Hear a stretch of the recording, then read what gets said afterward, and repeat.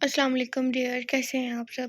کل کے پارٹ نہ دینے کے لیے معذرت خواہیں۔ کل ہم ڈاکٹر کے پاس گئے تھے اور آج اس پارٹ کو یہ پارٹ ہو جائے گا نا، اس کے بعد 2 پارٹ رہ جائیں گے، ٹھیک ہے؟ اور فی الحال نا میری طبیعت خراب ہے، مجھے بخار ہے، تو میری آواز بھی دھیمی سی ہوگی، اور میں کوشش کروں گی کہ میں مسٹیک نہ کروں۔ ناول ہے نزول محبت، اس قلم شاہی ہے، بائی شاہی رائٹر ہیں، اور یہ پارٹ 4 ہے۔ اور چلے جی ناول ریڈ آؤٹ کرتے ہیں، دیکھتے ہیں کہ وہ سسپینس کا کیا ہوا۔ کل کے لیے واپس سے معذرت خواہیں۔ چلیں جی، گاڑی بھی وہی تھی، مسافر بھی وہی تھے، بس جگہ تبدیل ہو گئی تھی۔ شاذل اگر حواسوں میں ہوتا تو حرین کے ڈرائیونگ کرنے پر ضرور چونکتا، مگر اب تو اس کا ذہن اتنا منتشر تھا کہ اسے اپنی آتی جاتی سانسوں کا خیال نہیں تھا۔ نہ جانے کتنے ٹکڑوں میں تقسیم ہوا تھا اس کا دل، جب اسے حرین نہیں صنم کی حقیقت کا پتہ چلا تھا۔ سارا منظر اس کی آنکھوں کے سامنے گھوم گیا۔ وہ گروم پارلر سے نکلا تھا، شیروانی میں وہ کسی شاہی سلطنت کا سلطان لگ رہا تھا۔ اس کی بھوری آنکھیں خوشی سے چمک رہی تھی، جو اس کی وجاہت میں 4 چاند لگا رہی تھی۔ تبھی سے آفس سے رفیق کا فون آیا کہ کوئی اس سے ملنے آیا ہے۔ اسے نہ چاہتے ہوئے بھی حامی بننی پڑی۔ جب وہ آفس پہنچا تو ایک خوبرو مرد جو عمر میں شاذل سے کچھ بڑا لگتا تھا، اسی کے انتظار میں تھا۔ آئی ایم عزیر حیات سکندر۔ السلام علیکم۔ شاذل کا مسافہ کے لیے بڑھتا ہوا ہاتھ ہوا میں معلق رہ گیا۔ حیات سکندر کے نام پر شاذل کی شفاف پیشانی پر بل نمودار ہوئے۔ What the hell are you doing here؟ Mister Shazil, میں آپ سے تحمل سے بات کرنے آیا ہوں، میرے پاس ان فضولیات کے لیے وقت نہیں ہے۔ جانتا ہوں آج آپ کا ولیمہ ہے میری صنم کے ساتھ۔ ایک اور لفظ منہ سے نکالا تو دوبارہ منہ کھولنے کے لائق نہیں رہو گے۔ میں جانتا ہوں آپ کے لیے میری بات پہ یقین کرنا مشکل ہوگا، اسی لیے آپ ایک مرتبہ یہ سن لیں۔ عزیر حیات نے موبائل نکالا۔ اوکے، عزیر اس کا نام، یہ صنم مطلب ہے حرین کا نمبر ہے۔ کیا بکواس ہے، مجھے میری ہی بیوی کا نمبر بتا رہے ہو؟ تصحیح کر لیں، بیوی نہیں منکوحہ۔ شاذل تو چونک گیا کہ وہ شخص جسے اس نے آج سے پہلے دیکھا تک نہ تھا، وہ اس کے اور حرین کے اتنے پرسنل معاملات سے باخبر تھا۔ پھر عزیر حیات نے کال ملائی، دوسری طرف بیل جا رہی تھی۔ ہمیشہ کی طرح دوسری بیل پر کال اٹھا لی گئی اور بےتابی سے کہا گیا، ہیلو ہیلو، آپ کو میری آواز آ رہی ہے؟ ہیلو۔ پھر سسکیاں بھرنے لگی۔ یہ آواز اور سسکیاں شاذل لاکھوں میں بھی پہچان سکتا تھا۔ یہ اس کی حور کی آواز تھی، ہر بناوٹ سے پاک آواز۔ عزیر حیات خاموش کھڑا تھا اور حرین کی بےتابیاں عروج پر تھی۔ پلیز ایسا نہ کریں، دیکھیں آپ کی صنم آپ کے انتظار میں مر جائے گی۔ خدا را کچھ تو بولیں، میری جان نکل جائے گی، اپنی صنم کے ساتھ یوں نہ کریں پلیز۔ بات اس سے زیادہ شاذل ابراہیم برداشت نہیں کر سکا، آگے بڑھ کر موبائل چھینا اور پوری قوت سے دیوار پر دے مارا۔ اس کی آنکھوں سے چمک غائب ہوگی۔ وہ لمبے لمبے سانس لیتا خود کو یہ تسلی دینے کی کوشش کر رہا تھا کہ کچھ دیر پہلے اس نے جو کچھ سنا وہ غلط تھا۔ دیکھیں مسٹر شاذل ابراہیم، میری آپ سے کوئی دشمنی نہیں ہے۔ یہ الگ بات ہے کہ میرے والد کی ہے۔ میں اور صنم ایک دوسرے کو بچپن سے پسند کرتے ہیں۔ میرے والد اس کے لیے راضی نہیں تھے۔ میں اب انہی کا بیٹا ہوں۔ میری ضد کے آگے وہ ہار گئے۔ انہوں نے ہمارے آگے شرط رکھی، شرط آپ کی بربادی کی۔ شاذل نے نظر گھما کر اسے دیکھا۔ وہ اسے کتنی آسانی سے اس کے دل پر ضرب لگا رہا تھا۔ اوہ مائی گاڈ، یہ کیا ہو گیا؟ جی ہاں، آپ کی بربادی کی شرط، اس کی وجہ سے انہوں نے وہ پارٹی والا ڈرامہ پلان کیا۔ میں قطعی راضی نہیں تھا۔ میں کیا، میری جگہ کوئی بھی ہوتا تو راضی نہیں ہوتا۔ میں نے بہت واویلا مچایا مگر میں ہار گیا اپنی محبت کے آگے۔ صنم نے مجھ سے کہا یہ ضروری ہے۔ وہ تھکے ہوئے انداز میں صوفے پر بیٹھ گیا۔ صنم نے ہی مجھ سے کہا کہ یہ ضروری ہے۔ میں نے اپنے دل پر پتھر رکھ لیا۔ پھر پلان کو انجام تک پہنچایا گیا۔ نکاح ہمارے پلان کا حصہ نہیں تھا، سب غیر متوقع تھا، لیکن ابو بھی اپنی ضد پر اڑے ہوئے تھے۔ انہیں کسی بھی طرح آپ کو نقصان پہنچانا تھا۔ انہوں نے نکاح پڑھا دیا۔ میں غصے میں گھر چھوڑ کر چلا گیا، مگر آپ نے دوسرے روز ہی میری ساری پریشانی ختم کر دی۔ آپ خود اس نکاح کو ڈرامہ سمجھتے تھے۔ پھر 3 مہینے کا کانٹریکٹ۔ پھر ابو نے صنم پر زور ڈالنا شروع کیا کہ وہ کسی بھی طرح آپ کے آفس کو نقصان پہنچائے اور آپ کی جائیداد اپنے نام پر منتقل کر لے۔ وہ بول رہا تھا اور شاذل کو لگ رہا تھا کوئی اس کے دماغ پر ہتھوڑے برسا رہا تھا۔ پھر آخری قدم ابو کی آمد نے پورا کیا۔ آپ پوری طرح سے صنم پر بھروسہ کرنے لگے تھے۔ میں نے صنم سے کسی بھی طریقے کا رابطہ نہیں رکھا تھا، وہ اس کے لیے بہت پریشان تھی۔ میں 3 مہینے تک کوئی رابطہ نہیں کرنے والا تھا، لیکن وہ پریس کانفرنس، وہ اینول فنکشن، پھر یہ ولیمہ، میں یہ سب سن کر ہتھے سے اکھڑ گیا۔ اسی لیے صنم میرے پاس آئی تھی مجھے سمجھانے۔ میں لڑ جھگڑ کر وہاں سے چلا آیا۔ میں بہت ناراض تھا، اس سے بات نہیں کر رہا تھا، اسی لیے وہ بھی فون پر پریشان تھی۔ سب کچھ ٹھیک چاہ رہا تھا، صنم اپنے پلان میں کامیاب بھی ہونے والی تھی، لیکن یہ ولیمہ میری برداشت سے باہر ہے۔ میں اس لیے یہاں آیا ہوں، میں ایک غیرت مند مرد ہوں اور میں یہ برداشت نہیں کر سکتا کہ میری محبت کسی اور کی صحت سے جائے۔ شاذل شیر کی طرح اس پر چپٹا۔ اچھا تو تم یہ برداشت کر سکتے تھے کہ تمہاری محبت کا کسی اور سے نکاح ہو جائے، ہے نا؟ چلو نکل، کس قدر بے غیرت ہو تم لوگ، میں نے کیا بگاڑا ہے تم لوگوں کا؟ اب تو تم ٹھیک لوگ بھول جاؤ کہ میری ایک پھوٹی کوڑی بھی تمہیں نصیب ہوگی۔ وہ جھٹکے سے اس کا گریبان چھوٹ کر صنم سے حساب وفاق کرنے نکل پڑا۔ کتنی آسانی سے اسے بیوقوف بنایا گیا تھا، اس کا دل کر رہا تھا وہ دھاڑے مار مار کر روئے، پوری دنیا کو اپنی بدقسمتی کی داستان سنائے۔ اس نے تو محبت کی تھی، سچی محبت، تبھی تو فیصلے کا اختیار اس دشمن جہاں کے ہاتھوں میں دیا تھا۔ کوئی اتنا بے وفا کیسے ہو سکتا ہے، اور پھر سارے کا سارا کیسے ہو سکتا ہے؟ یہ میری طرف سے لقمہ تھا۔ گاڑی جھٹکے سے رکی، شاذل بھی سوچوں سے باہر نکلا۔ حورین گھوم کر اس کی طرف آئی اور ایک بار پھر اس کا ہاتھ پکڑ کر گھسیٹتی ہوئی لے کر آگے بڑھی۔ شاذل کو تو آس پاس کی ہی خبر نہیں تھی، اس کا دل تو اپنی محبت کے بے وفا ہونے پر ماتم کر رہا تھا۔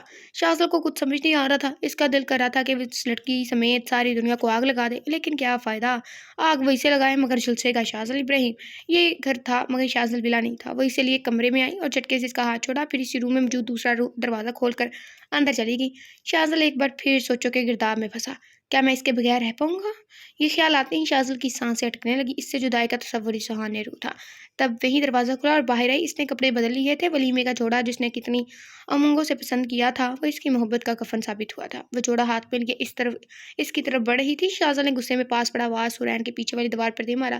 چھناکے کی آواز نے خاموشی کو توڑا۔ شاذل جارحانہ انداز میں حورین کی طرف بڑھا، اس کے دونوں بازو کو اپنی سخت گرفت میں لیا، یہاں تک کہ حورین دیوار سے جا لگی، جھنجھوڑتے ہوئے اس سے شکوہ کر رہا تھا۔ کیسے کر سکتے ہو تم لوگ ایسا؟ بتاؤ کس چیز کی کمی تھی؟ کیا کمی تھی میری محبت میں؟ دل کر رہا ہے آگ لگا دو تم سب کو۔ اگر وہ فون کال نہ سنتا تو میں یقین ہی نہیں کرتا، بے خبر رہتا تمہارے دھوکے سے۔ کیا چاہیے تمہیں؟ بولو کتنے پیسے چاہیے؟ بس ایک بار کہہ دو اب تم میرے ساتھ مخلص رہو گی، میں معاف کر دوں گا تمہیں۔ اف اللہ، محبت ایسی ہوتی ہے، دھوکے باز انسان پتہ ہے کہ وہ دھوکے باز ہے لیکن ہے تو محبت نا۔ غصے سے کہتے کہتے اس کی آواز شکستہ ہو گئی۔ یہ کیسا موڑ آیا تھا کہ اپنے دشمن سے ہی اس کا ساتھ مانگ رہا تھا۔ حورین نے جھٹکے سے خود کو چھڑایا، باز ٹوٹ کر دیوار فریم پر لگا تھا اور اس کی کانچ حورین کے بازو میں بھی گھسی تھی، جو شاذل کی گرفت کی وجہ سے آر پار ہو گئی تھی۔ خون فوارے کی مارے نکل رہا تھا جس نے حورین شاذل کے ہاتھ کو رنگ دیا تھا۔ حورین نے شاذل کو دھکا دینے کے بعد پورا ہاتھ گھما کر ایک تھپڑ اس کے گال پر سیدھ کیا۔ مارنا نہیں چاہیے تھا، پتہ نہیں کیا بات ہوئی ہوگی، لیکن شاذل کو ٹرسٹ کرنا چاہیے تھا۔ پھر اپنے ہاتھ میں پکڑے جوڑے اور زیورات کو شاذل کے منہ پر مارا۔ کیا لگتا ہے تمہیں شاذل ابراہیم، یہ لاکھوں کے کپڑے اور کچھ کروڑ کے زیورات کی وجہ سے میں ایسا کر رہی ہوں؟ شاذل کو تکلیف ہوئی تھی، تھپڑ سے نہیں، پہلی مرتبہ حورین نے اس کا نام لیا، وہ بھی کتنی نفرت سے۔ یہ تو اس کی حور ہے ہی نہیں جو نرم اور میٹھے لہجے میں باتیں کرتی تھی، وہ کیسے بھول گئی؟ یہ لہجہ تو اس کی حور کا ہوتا تھا، مگر یہ تو حور نہیں تھی، یہ صنم تھی۔ یہ احساس کتنا اذیتناک ہے۔ کان کھول کر سن لو، میں اس پاک ذات کو حاضر ناظر جان کر یہ کہتی ہوں، میں ہی صنم ہوں۔ وہ فون کال مجھے ہی آئی تھی اور وہ سب باتیں میں نے ہی کہی تھی۔ کیوں اور کس سے کہیں، میں اس کی صفائی نہیں دوں گی۔ تمہیں کیا لگتا ہے میں یہاں تمہیں صفائی دینے کے لیے لائی ہوں؟ تو یہ تمہاری غلط فہمی ہے۔ 2 مرتبہ مجھے حق مہر ادا کیا نا تو کتنے ہوئے؟ 20 کروڑ ہے نا؟ حورین مڑی اور دروازے سے کچھ پیپر نکالے۔ میں یہاں تمہیں اس لیے لے کر آئی ہوں، یہ کہتے ہوئے اس نے وہ پیپر شاذل کے منہ پر مارے۔ یہ اس گھر کے پیپر ہیں، بیچ دینا، تم دگنی تگنی قیمت حاصل کر لو گے، اور یہ وہ پیپر ہے جس پر میں نے تم سے دستخط لیے تھے۔ یہ میرے سوال کا جواب نہیں تھا۔ شاذل دھاڑا، میں یہاں کسی بھی سوال کا جواب دینے نہیں آئی ہوں، سمجھے؟ حورین بھی اسی لہجے میں پنکاری۔ یہ کہہ کر وہ پلٹ کر جانے لگی، پھر کچھ یاد آیا تو پلٹی، پھر پین سے پیپر پر کچھ تحریر کرنے لگی۔ شاذل ساکت کھڑا اس کے اس روپ کو دیکھ رہا تھا۔ یہ لو، اس میں لکھا ہے کہ میں تمہیں اپنے پورے ہوش و حواس میں 3 اور شادیاں کرنے کی اجازت دیتی ہوں۔ خوش رہو شاذل ابراہیم، خوش رہو، اور خدا کرے تم مجھے بھول جاؤ۔ بات کرتے کرتے چیخنے لگی، ورنہ تم میری یاد میں خاک چھانو گے اور میں تمہیں خاک میں بھی نہیں ملوں گی۔ لا علمی نعمت ہے اور خدا کرے تم ہمیشہ لا علم رہو۔ آگاہی عذاب ہے۔ خیر چلو جی، ہماری بہن برتن دھو رہی ہے، اس نے چلا لی ہے موٹر پمپ، جو بھی ہے۔ تمہارے اس عمل کا کیا نتیجہ ہوگا؟ خدا کرے تم خوش رہو۔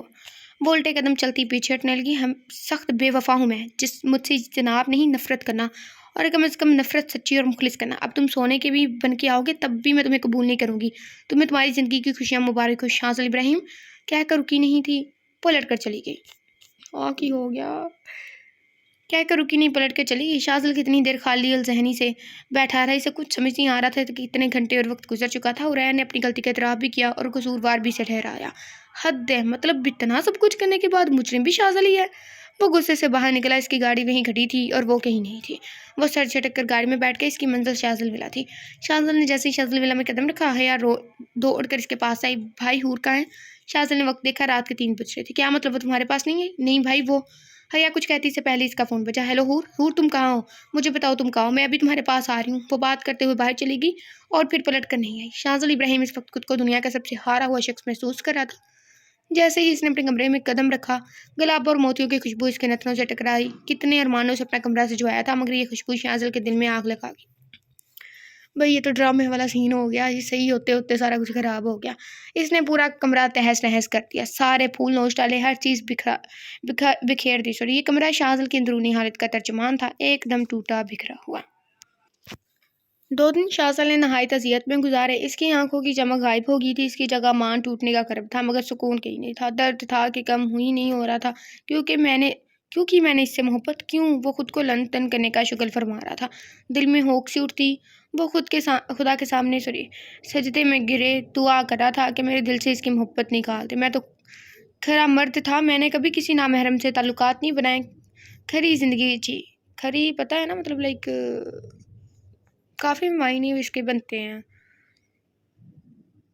مخلص رہنا، لائک کیسے سچائی۔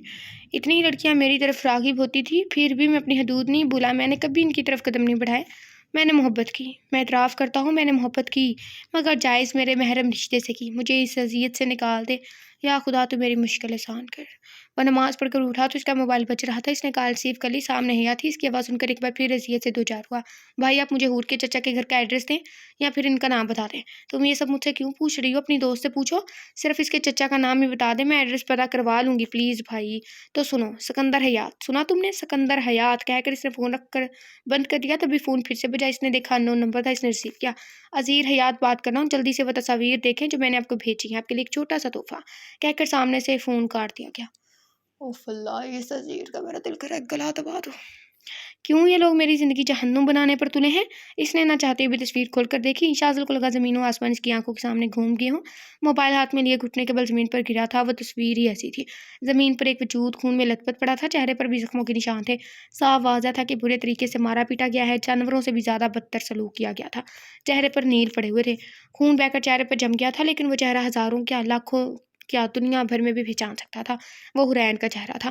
شاذل کو لگا اب اس کا دل بند ہو جائے گا، تبھی فون پہ بجا، وہی نمبر تھا۔ حویلی پہنچو، ایک حکم صادر کیا گیا، وہ بھی شاذل ابراہیم کو، جو صرف اور صرف حکم صادر کیا کرتا تھا، مگر اب شاذل ابراہیم بے دام کے لگام کی طرح فوراً اپنی کار کی جانب دوڑا۔ اسے کچھ یاد نہیں تھا، کون سا دھوکہ، کون سی بے وفائی، کون سا جھوٹ، کون سنم، کچھ یاد نہیں تھا۔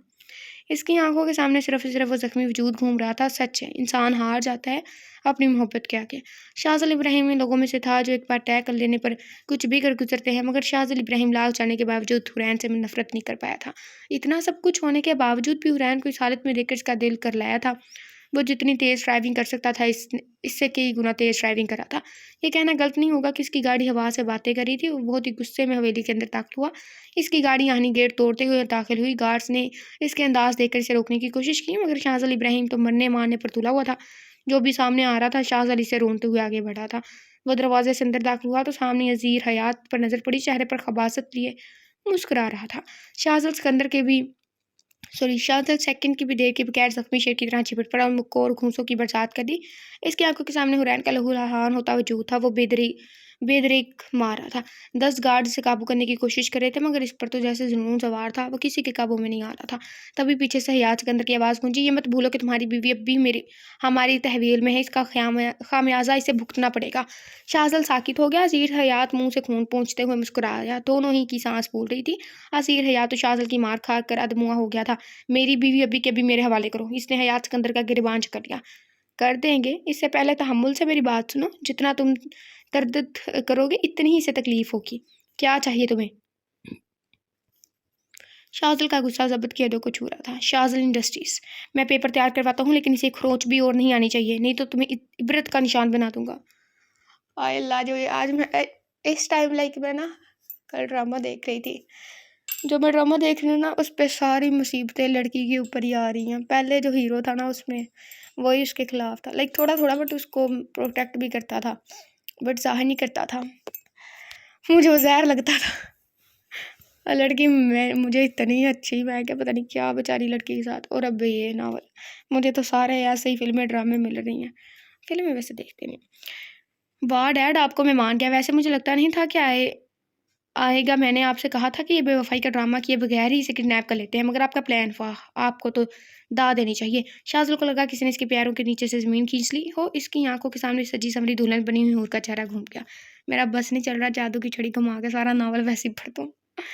خدا کرے آپ کو کبھی پتہ نہ چلے کہ آپ کی اس عمل کا کیا نتیجہ ہوگا، مگر یہ وقت سوچنے کا نہیں تھا، حورین کو بچانے کا تھا۔ شاذل فوراً باہر کی جانب بڑھا اور رفیق کو فون کر کے ہدایت دینے لگا۔ شاذل کے جاتی حال میں خاموشی چھا گئی۔ یہ ہیرو مجھے تھوڑا تھوڑا ویک لگ رہا ہے، لائک اتنی بڑی انڈسٹریز ہے، اس کا اتنا بڑا گھر ہے، پولیس کچھ بھی نہیں اس کے کام، ویلن ہی زیادہ اسٹرانگ لگ رہا ہے مجھے یہ سکندر حیات۔ اب وہ کبھی پولیس کو انوالو نہیں کرے گا۔ یہ سب تو ٹھیک ہے ڈیڈ، مگر اب بھی ہمارا مقصد پورا نہیں ہوا ہے، سب ہو جائے گا، آخر کو وہ کب تک ٹکے گی؟ تمہیں نے تو کہا تھا کہ محبت کے آگے انسان ہار جاتا ہے، وہ بھی ہار جائے گی، میں اپنے 11 سال برباد نہیں ہونے دوں گا۔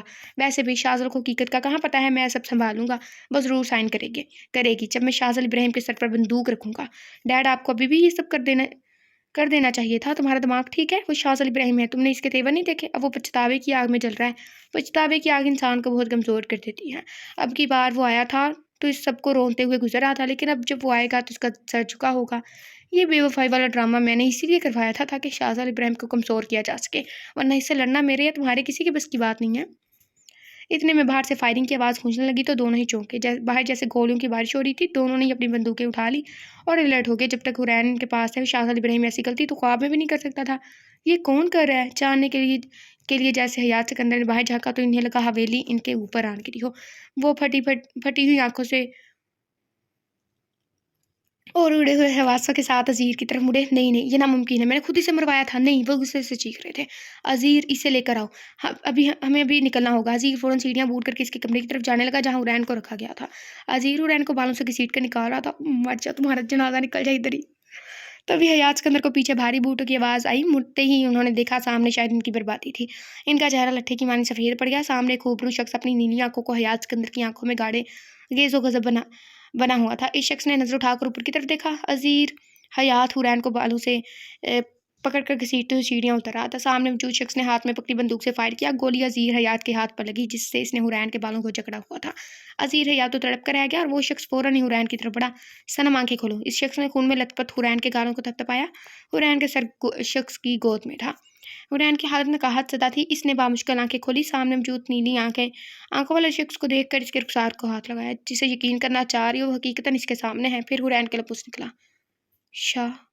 ایک آنسو حورین کی آنکھ سے ٹوٹ کر گرا، مگر وہ مسکرا رہی تھی۔ مسکراہٹ تو اس کے انتظار کا ثمر تھا۔ صنم کی ایسی حالت دیکھ کر شاہ تڑپ کر رہ گیا۔ اس نے فوراً بندوق کا رخ حیات سکندر کی طرف کیا۔ حورین نے بہت مشکل سے اپنا خون آلود ہاتھ شاہ کے ہاتھ پر رکھ دیا۔ شاہ نے اپنی نیلی آنکھوں سے حورین کو دیکھا۔ حورین نے نفی میں سر ہلایا۔ آنکھوں سے آنسو اب بھی جاری تھے اور پھر بے ہوش ہو گئی۔ شاہ نے پل بھر کی بھی دیر کیے بغیر حورین کو اپنی باہوں میں اٹھایا اور ایک نظر حیات سکندر کو دیکھ کر کہا، جو حالت تم نے میری صنم کی ہے نا، تمہیں دنیا میں ہی جہنم واصل کروں گا۔ وہ کہہ کر حورین کے لیے باہر نکل گیا۔ باہر ابھی بھی فائرنگ ہو رہی تھی، شاہ کے لوگ اور حیات سکندر کے گارڈز کے درمیان۔ تبھی ایک شخص نے شاہ پر حملہ کیا تو شاہ نے حورین کو نیچے لٹایا اور اس آدمی سے لڑائی کرنے لگا۔ وہ بہت مہارت سے اپنے کراٹے ٹرک استعمال کر رہا تھا۔ تبھی شاہ نے ایک نسوانی چیخ سنی، حور۔ شاہ نے تعجب سے اس لڑکی کو دیکھا۔ وہ فائرنگ کے درمیان ہی اندر کی طرف بھاگ کی آ رہی تھی۔ اس کی جگہ کوئی دوسری لڑکی ہوتی تو گیٹ پر ہی بے ہوش ہو جاتی۔ وہ بھاگتے ہوئے حورین کے پاس آئی اور اس کے پاس زمین پر بیٹھ گئی۔ فوراً اپنی چادر اتار کر حورین کے اوپر ڈالی۔ حورین بغیر دوپٹے اور چادر کے تھی۔ حور، تمہیں کیا ہوا ہے؟ حور، آنکھیں کھولو نا۔ حور دیکھو، ایسے نہیں کرو، میں تمہیں کچھ نہیں ہونے دوں گی۔ ابھی ہم ہاسپٹل جائیں گے، پھر تم ٹھیک ہو جاؤ گی۔ وہ کہتے ہوئے اسے اٹھانے کی کوشش کر رہی تھی۔ شاہ فوراً سے پہلے حورین کی طرف بڑھا تو حیا نے شاہ کو اپنے دونوں ہاتھوں سے دھکا دے دیا۔ دور ہو میری حور سے، خبردار جسے ہاتھ لگایا ہے ٹکڑے ٹکڑے کر دوں گی تمہارے۔ شاہ نے اسے نظر انداز کیا اور حورین کو اپنی باہوں میں اٹھا لیا۔ حیا راستے میں ہے۔ ہائے لوگی، دیکھو ایسا نہیں کرو، تم خود اپنی بربادی کو آواز دے رہے ہو۔ تم مجھے جانتے نہیں ہو، میں تمہارے ساتھ کیا کر ڈالوں گی۔ دیکھیں، آپ مجھے غلط سمجھ رہی ہیں۔ صنم کی حالت دیکھیں، اسے اس وقت ٹریٹمنٹ دینا بہت ضروری ہے، آپ ہٹے راستے سے۔ اس کی بات سن کر حیا نے پاس پڑی بندوق اٹھائی اور اس کا رخ شاہ کی طرف کر دیا۔ یہ الگ بات ہے کہ اس کے ہاتھ کانپ رہے تھے۔ تم نے اگر میری حور کی طرف آنکھ اٹھا کر بھی دیکھا تو میں تمہیں زندہ نہیں چھوڑوں گی۔ یہ تمہاری صنم نہیں ہے، میری حور ہے، سمجھے؟ اپنا دماغ درست کر لیں اور راستے سے ہٹیں۔ آپ ان کھلونوں سے جہازیب کو نہیں ڈرا سکتی ہیں۔ میں صنم کا بھائی ہوں اور اس کی طرف اٹھنے والی ہر آنکھ میں خود छोड़ दूँ, आँख में खुद छोड़ दूंगा, ऐसे कुछ लिखा हुआ है, समझिए। शाहजहां ने भी इससे लहजे में जवाब दिया, नहीं है ये सनम, मुझे तुम्हारी किसी भी बात का यकीन नहीं है। मेरे पास और सनम के पास इस फजूल बहस का वक्त नहीं है। मैं तुम्हें किसी भी सूरत में हूर को ले जाने नहीं दूंगी। इसकी बात सुनकर शाहजहां का दिमाग घूम गया। इसने सराय से हया के हाथ से बंदूक ले ली। हटे रास्ते से, नहीं हटूंगी। मेरी हूर को मेरे हवाले कर दें, मेरे जीते जी तो आप हूर को लेकर नहीं जाने दूंगी। ओ भैया हट, बहन हट जाओ, तुझे खुदा का वास्ता, मर जाएगी तो हटोगी। वैसे आपस की बात है, कुरैन सही कहती थी, ढीठ इब्ने ढीठ का मुहावरा हया पर फिट बैठता है। शाहजहां ने सुलह जो अंदाज अपनाया, देखें इस वक्त आपकी हूर को ट्रीटमेंट की बहुत ज़रूरत है। इस वक्त इसकी जान को बहुत खतरा है। अगर आपको मुझ पर भरोसा नहीं है तो आप भी मेरे साथ चलें। इसकी बात मुकम्मल होने से पहले ही यया ने कहा, जल्दी चलिए, लेकिन एक बात याद रखना, अगर आपने कोई चालाकी की तो मैं आपको हशर नशर कर दूंगी। शाहजहां बहुत जबत के साथ इसकी धमकी हजम की। रास्ते पर हया ने हूर को खुद से लगाए रखा। जब गाड़ी एक आलीशान बंगले के आगे रुकी तो हया घूर कर शाहजहां की जानिब देखा। नावल में बंगले ही बंगले दिखाई जा रहे हैं। यह अस्पताल आपके ससुर ने तामीर करवाया है? ये सवाल हरगिज नहीं था। शाहजहां ने घूर कर हया को देखा। सनम को अस्पताल में खतरा हो सकता। सनम नहीं है, ये हूर है। आप है कौन जो मैं आपको जवाब दूं? कहते हुए शाहजहां ने हुरैन को अपनी बाहों में उठा लिया। मैं हया हूँ, हया जमान। अगर तुम्हारे इरादे या नीयत में जरा सी भी खोट हुई तो मैं तुम्हें हया को समझ नहीं आ रहा था। सारी धमकियां तो उसने डाली थी। अब सामने वाले को डराने के लिए कोई मुनासिब धमकी सोच रही थी और साथ साथ तेज कदमों से शाहजहां साथ चल रही थी। बाद में सोच लीजिएगा। शाहजहां ने से बेड पर लटाया। इस कमरे में डॉक्टर पहले से मौजूद थी। आप बाहर निकले, डॉक्टर चेक करेंगी हूर को। शाहजहां ने कुछ नहीं कहा और रूम से बाहर चला गया। जब शाहजहां दोबारा रूम में आया तो डॉक्टर ने कहा, शाहजहां तुम मेरे दोस्तों, सिर्फ तुम्हारे लिए ये काम किया है, वरना ये पुलिस केस है। मैं किसी और के लिए ऐसे पेशेंट को ट्रीट नहीं करती। खैर, तुमने इनका बहुत ध्यान रखना है। बहुत जख्म है तो बहुत एहतियात बरतनी है। दूसरी बात, मैंने इंजेक्शन दी है तो कल सुबह तक होश आ जाएगा। इन्हें किसी भी परेशानी से दूर रखें। मैं कल आऊँगी बैंडेज करने। आई थिंक ऐसी। शुक्रिया यार, तुमने मेरी मुश्किल आसान कर दी। डॉक्टर तो चली गई, लेकिन शाहजहां ने देखा हया बहुत गौर से हुरैन को देख रही है। इसकी खामोशी शाहजहां को छिटकी। जब से वो साथ ही मजाल है जो इसकी जुबान एक सेकंड के लिए भी रुकी हो। कोई बात हुई है क्या? शाहजहां की बात पर हया ने सर उठाकर इसे देखा। इसकी गहरी काली आंखों के नैन कटोरे आंसू से लबरेज थे और बाहर छलकने के लिए बेताब थे। हया का चेहरा एक लेट तन गया। कोई बात कोई बात नहीं है। ये क्या हालत कर दी आप लोगों ने हूर की? वो चीख रही थी जिसकी वजह से एक आंसू टूट कर गिरा था और शाहजहां को महसूस हुआ, ऐसे तो बिल्कुल अच्छी नहीं लग रही। देखें, मैं कतई सनम की इस हालत का जिम्मेदार नहीं हूँ। कोई भाई अपनी बहन को कैसे नुकसान पहुंचा सकता है, मेरा यकीन करें। नहीं है मुझे आपकी बात पर यकीन। आपने नहीं देखे हूर के जख्म, मैंने देखे हैं। कितनी तकलीफ हो रही होगी इसे। शाहजहां को लगा जैसे जख्म हुरैन को लगे हैं और दर्द की शिद्दत से या तड़प रही है। वो खामोशी से सोफे पर बैठ के इससे बहस करना बेकार था। इधर दोबारा शाहजहां हवेली पहुंचा तो वहां की हालत को देखकर दंग रह गया। हयात सिकंदर अजीज को लेकर अस्पताल गए थे, तभी से पता चला यहाँ से हुरैन को कहीं ले गया है। इसका तो सर ही चकरा गया। इसने देखा गेट के पास हया की कार खड़ी है जो इसे इसके अब्बू ने दी थी। इसने फौरन हया को फ़ोन लगाया। हया, तुम्हें पता है हूर कहाँ है? मैं हूर के साथ ही हूँ, लोकेशन भेजती हूँ, कहकर खटाक से फ़ोन बंद कर दिया। शाहजहां मानो वहाँ उड़ कर पहुंचा और बाहर फिर गार्ड्स के साथ हाथापाई हुई। फिर इसने कमरे का दरवाज़ा धाड़ के आवाज़ के साथ खोला और शेर की तरह इस पर चिपटा और शाहजहां का गिरबान चकल गया। तुम्हारी हिम्मत कैसे हुई मेरी बीवी को लेकर आने की? जवाबन शाहजहां भी इसका गिरबान चकल गया। बीवी है तो तुम्हारी जिम्मेदारी थी। वो कैसे इस हाल तक में पहुंची, तुम्हारा हिसाब भी होगा शाहजहां इब्राहिम। शाहजहां ने शेर सी भूरी आंखें शाहजहां जहांजिब की सफ़ेद शेर सी नीली आंखों में गाड़ी। तुम ये मत समझना कि शाहजहां जहांजिब तुम्हें बख्श देगा। तुमने जो मेरी बहन के साथ किया है इसका हिसाब तो तुम्हें देना ही होगा। हया ने दरमियान से दोनों को अलग किया और एक एक धक्के से दोनों को नवाजा। मगर मजाल है जो तुम्हें 1 इंच भी ले हो। हाँ, लिख दो कि वो पहाड़ थे और हया टैनी छोटी सी शाख।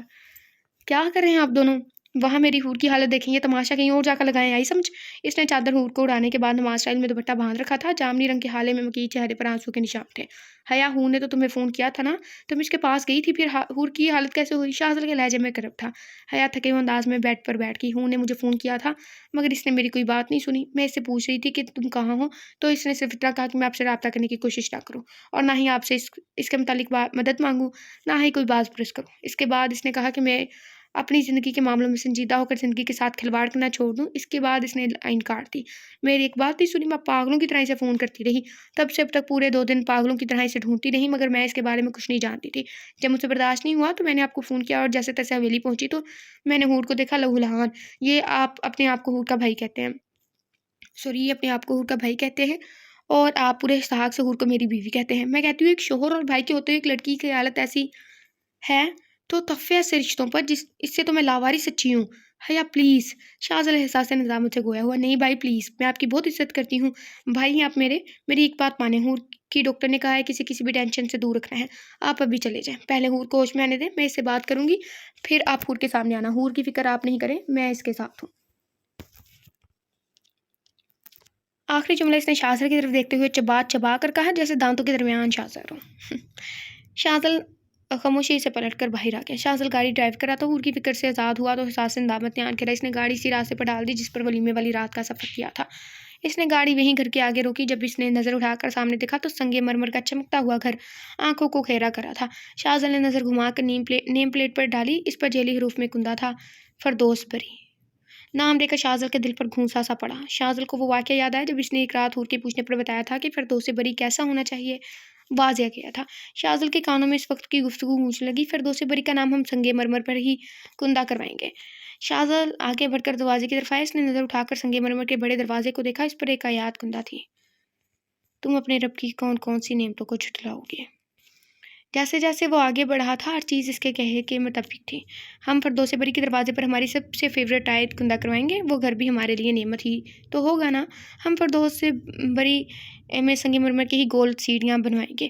آپ کو یہ آسان لگتا ہے سنگ مرمر کی گول سیڑھیاں؟ مانا کہ میں جلد ہی سے سول انجینئر بن جاؤں گی، مگر یہ کام تو بہت مشکل ہے۔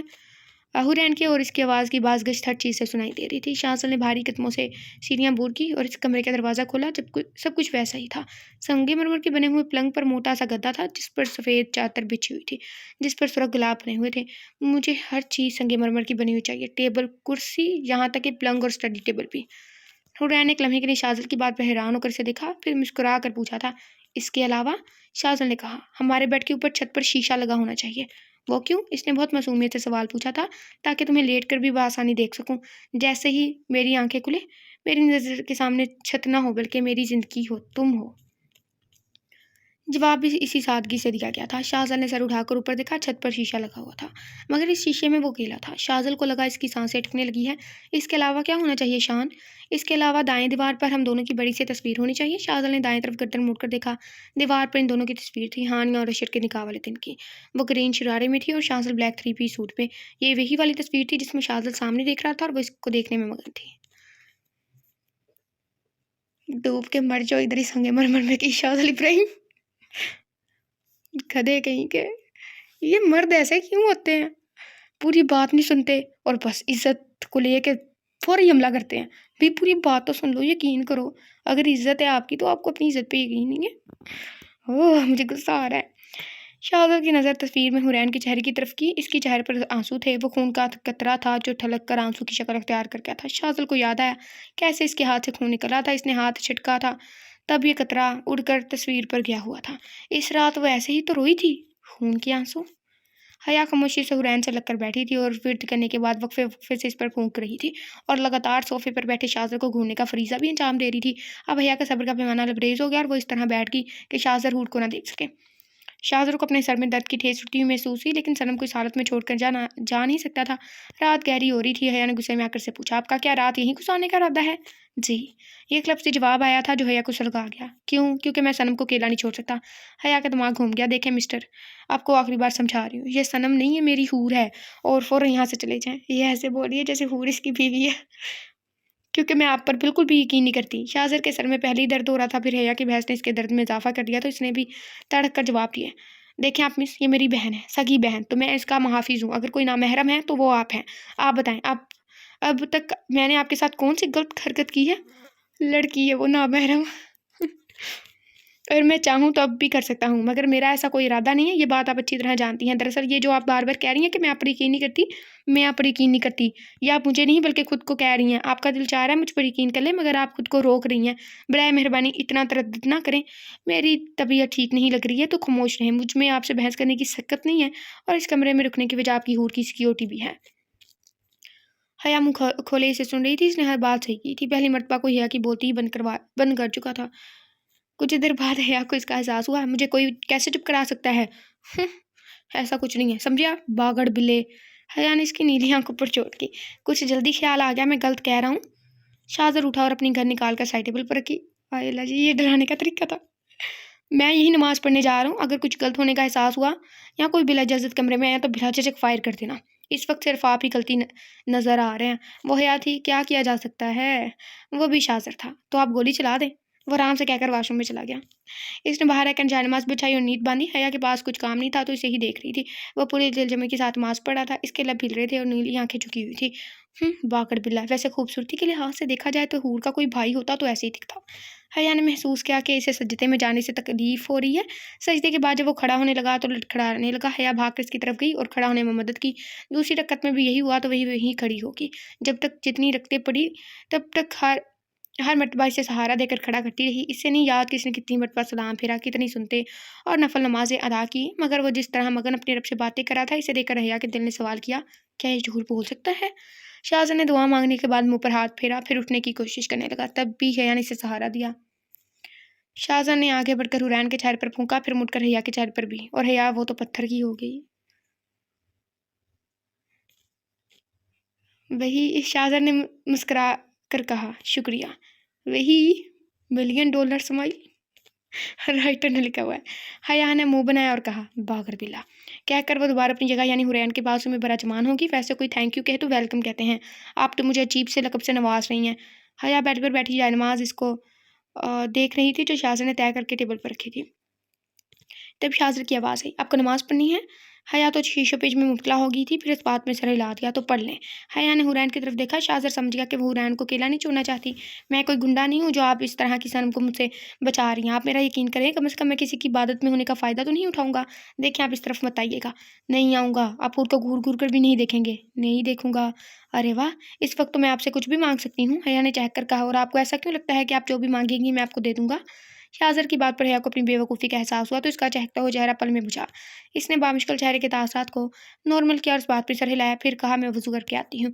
شاذر نے حیا کا چہرہ شدت سے بجھتا ہوا محسوس کیا۔ کچھ بھی ہو، وہ صنم کا اتنا دھیان رکھ رہی تھی، کم از کم اس کے عوض میں وہ ڈھنگ سے بات تو کر ہی سکتا تھا۔ اسے خود پر غصہ آیا۔ حیا نے خاموشی سے نماز پڑھ کر پھر اپنی جگہ سنبھالی، پھر کچھ دیر بعد اسے جیسے کسی خیال سے چونکی اور شاذر سے انتہائی غصے میں پوچھا، یہ جو ڈاکٹر تھی، اس نے حور کو کیسے انجیکشن دی ہے؟ مجھے کیسے پتا ہوگا؟ میں بزنس مین ہوں، ڈاکٹر نہیں ہوں۔ اللہ، اتنے بزنس مین پاکستان میں ہوتے تو کیا ہی ہوتا۔ شاہزادہ سمجھ گیا تھا کہ ایک بار پھر وہ پنجے جھاڑ کے اس کے پیچھے پڑ گئی ہے۔ دیکھیں، حور ابھی تک ہوش میں نہیں آئی ہے، میں آپ کو بتا رہی ہوں، انجینئرنگ سے پہلے میں نے 2 سال میڈیکل پڑھا ہے، ایسے کسی بھی قسم کی چالاکی میرے ساتھ نہیں کر سکتے، ورنہ اس کا جو انجام ہوگا وہ آپ سوچ بھی نہیں سکتے۔ ایک اور دھمکی۔ صنم کل صبح ہی ہوش میں آئے گی، ڈاکٹر نے کہا ہے کہ انہوں نے اسے نیند کا انجیکشن دیا ہے، زخم کافی زیادہ ہے، وہ ہوش میں آ گئی تو اسے درد ہوگا۔ رہی بات چالاکی کی تو کل صبح خود صنم آپ کو کہے گی کہ میں کون ہوں۔ اس کی بات پر حیا خاموش تو ہوگی مگر مطمئن نہیں۔ شاذر سے یہ بات چھپ نہیں سکی کہ حیا حور کے معاملے میں بہت حساس ہے۔ کچھ دیر بعد دروازے پر دستک ہوئی تو ایک درمیانی عمر کی خاتون اندر آئی، وہ یونیفارم میں تھی۔ سر آپ کھانے میں کیا لیں گے؟ اس نے پوچھا۔ کچھ نہیں، آپ ان میم سے پوچھ لیں۔ پھر حیا سے کہا، مجھے صنم کی وجہ سے یاد ہی نہیں رہا آپ کے کھانے وغیرہ کا۔ حیا نے کہا، کچھ بھی نہیں کھانا۔ حور کی حالت دیکھ کر بھوک تو اس کی پتہ نہیں کہاں غائب ہو گئی تھی۔ ایک گلاس دودھ لے آئیں، شاہزادہ نے اسی خاتون سے کہا تو وہ خاموشی سے دودھ لے کر آ گئی۔ یا آپ ان میم کو دے دیں، میں نے تو نہیں کہا نا، آپ خاموشی سے لیں ورنہ میں آپ کو اس گھر سے باہر پھینکنے میں دیر نہیں لگاؤں گا۔ حیا کو غصہ تو بہت آیا مگر وہ حور کو اکیلا چھوڑنا نہیں چاہتی تھی، اس لیے خاموشی سے ایک ہی گھونٹ میں سارا دودھ ختم کر دیا۔ یہ مت سمجھیے گا کہ میں ڈر گئی، میں بالکل بھی ایسا نہیں سمجھنے والا۔ شاہزادہ نے بامشکل اپنی ہنسی روکی۔ باغڑ بلا۔ پھر ساری رات خاموشی سے کٹی۔ باغڑ بلا کسی کو یاد ہے؟ ہم نے ایک سیریل دیکھا تھا، تھوڑا سا ہی، انیکا کہتی تھی شفائی کو، اس کی آنکھوں کی وجہ سے اب کچھ بیٹر سا فیل ہو رہا ہے ہمیں۔ ویسے ناول کیا ٹریٹمنٹ تھی ہمارا۔ شاہزادہ اپنی بیوقوفی پر خود کو کوس رہا تھا۔ اس نے زمین پر پڑا ہوا کاغذ اٹھایا، ایک تو اس گھر کے کاغذات تھے، دوسرا وہ کاغذ تھا جس پر حنین نے 3 شادیاں کرنے کی اجازت دی تھی۔ شاہزادہ کے کانوں میں حنین کا جملہ گونجنے لگا، خدا کرے تم مجھے بھول جاؤ ورنہ تم میری یاد میں خاک چھانو گے، میں تمہیں خاک میں بھی نہیں ملوں گی۔ یا اللہ، یہ کیا ہو گیا مجھ سے؟ ہر مرتبہ میں کیوں اس کی اذیت کا سبب بن جاتا ہوں؟ کیا ہو جاتا اگر میں اسی دن اس گھر کو دیکھ لیتا؟ وہ پورے 15 دن میرے خواب کو تعبیر دینے میں مگن تھی اور میں نے اس کے کردار پر سوال اٹھایا۔ اب تم سونے کی بھی بن کر آؤ گے تب بھی میں تمہیں قبول نہیں کروں گی۔ یا خدا، یہ کیا ہو گیا مجھ سے؟ جتنی سیریس سی ہیروئن دکھائی گئی ہے نا، اس کی باتوں سے مجھے ایسا لگ رہا ہے سیڈ اینڈنگ نہ ہو۔ ہمیں رسپانس تو یہ کہ ہیپی اینڈنگ ہو، زیادہ 90-95% یہی ہے، کیونکہ میں نے سنا ہوا تھا کہیں سے۔ لیکن اگر کسی کو پتہ بھی ہے نا تو برائے مہربانی ہمیں بتانے کا تکلف نہ کریں۔ शाहज़ल ने तीसरा पेपर देखा। ये वही पेपर था जिस पर इसने दस्तखत किए थे, लेकिन इस पर कुछ तहरीर भी नहीं था। मैं शाहज़ल इब्राहिम अपनी बीवी हुरैन शाहज़ल इब्राहिम को आई थिंक एक को आना, इधर 2 लिखे तो मैंने 2 नहीं पढ़ दिया, अपनी ज़िंदगी भर का साथ सौंपता हूँ। मैं इसकी इज़्ज़त और इत्मीनान करूँगा ताउम्र। इसके नीचे लिखा हुआ था, मैं हुरैन शाहज़ल इब्राहिम अपने शौहर शाहज़ल इब्राहिम को तमाम इख्तियारात देती हूँ और ताउम्र इनकी तहवील में रहकर वफ़ादार ज़िंदगी गुजारूँगी। नीचे हुरैन के दस्तखत थे। न जाने किन सुनहरी लम्हों की आस में इसने लिखा होगा। वही एक तरफ वलीमे का जोड़ा और ज़ेवरात अपनी बेकदरी पर मातम करा थे। शाहज़ल के लिए ये डूब मरने का मुकाम था। ये रात तो सभी के लिए बड़ी मुश्किल थी।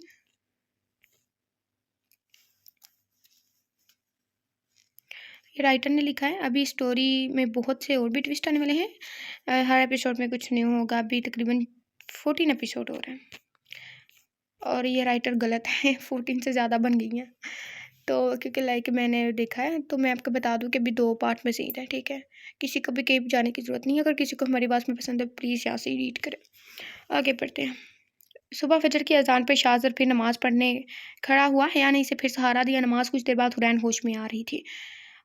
इसने कराह के साथ आंखें खोली। शाहज़ल बेकरारी से उठकर इसके पास आया, मगर हया की घुरी देकर रुक गया। पानी।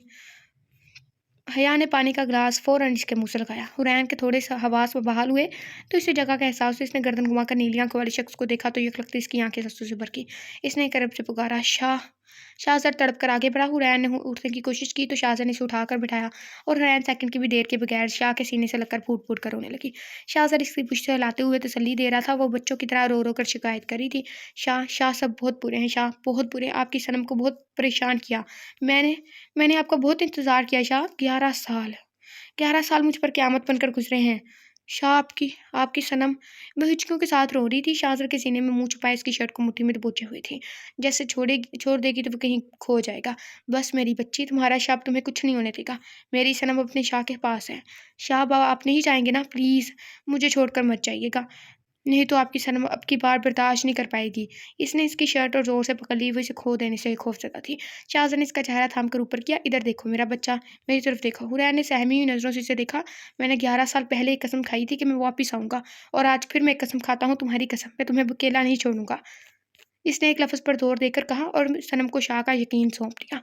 आप आराम से लेटो, मैं डॉक्टर को बुलाता हूँ। शाहज़ल ने एहतियात से हुरैन को लटाया, फिर कॉल करने बाहर चला गया। हुरैन आंखें बंद करके लेटी थी और आंखों से आंसू निकल रहे थे। तभी एक मेहरबान हाथ ने इसके आंसू पहुँचे। हुरैन ने आंखें खोल कर देखा, हया इसके करीब थी। अच्छा, हर किसी की ज़िंदगी में ना कुछ प्रॉब्लम्स होती हैं, तो लेकिन ना हया जैसी दोस्त होनी चाहिए। ज़रूरी नहीं है कि आपकी प्रॉब्लम्स और राइटर ने हीरोइन के लिए जो प्रॉब्लम्स लिखी है वो सेम हो, लेकिन बस प्रॉब्लम्स लफ्ज़ पे गौर करें, वो कुछ भी हो सकती है। हुरैन को इसे यहाँ देखकर बिल्कुल ताज्जुब नहीं हुआ। इसे पता था लाख मना करने के बावजूद हया ने इसे ढूंढा होगा।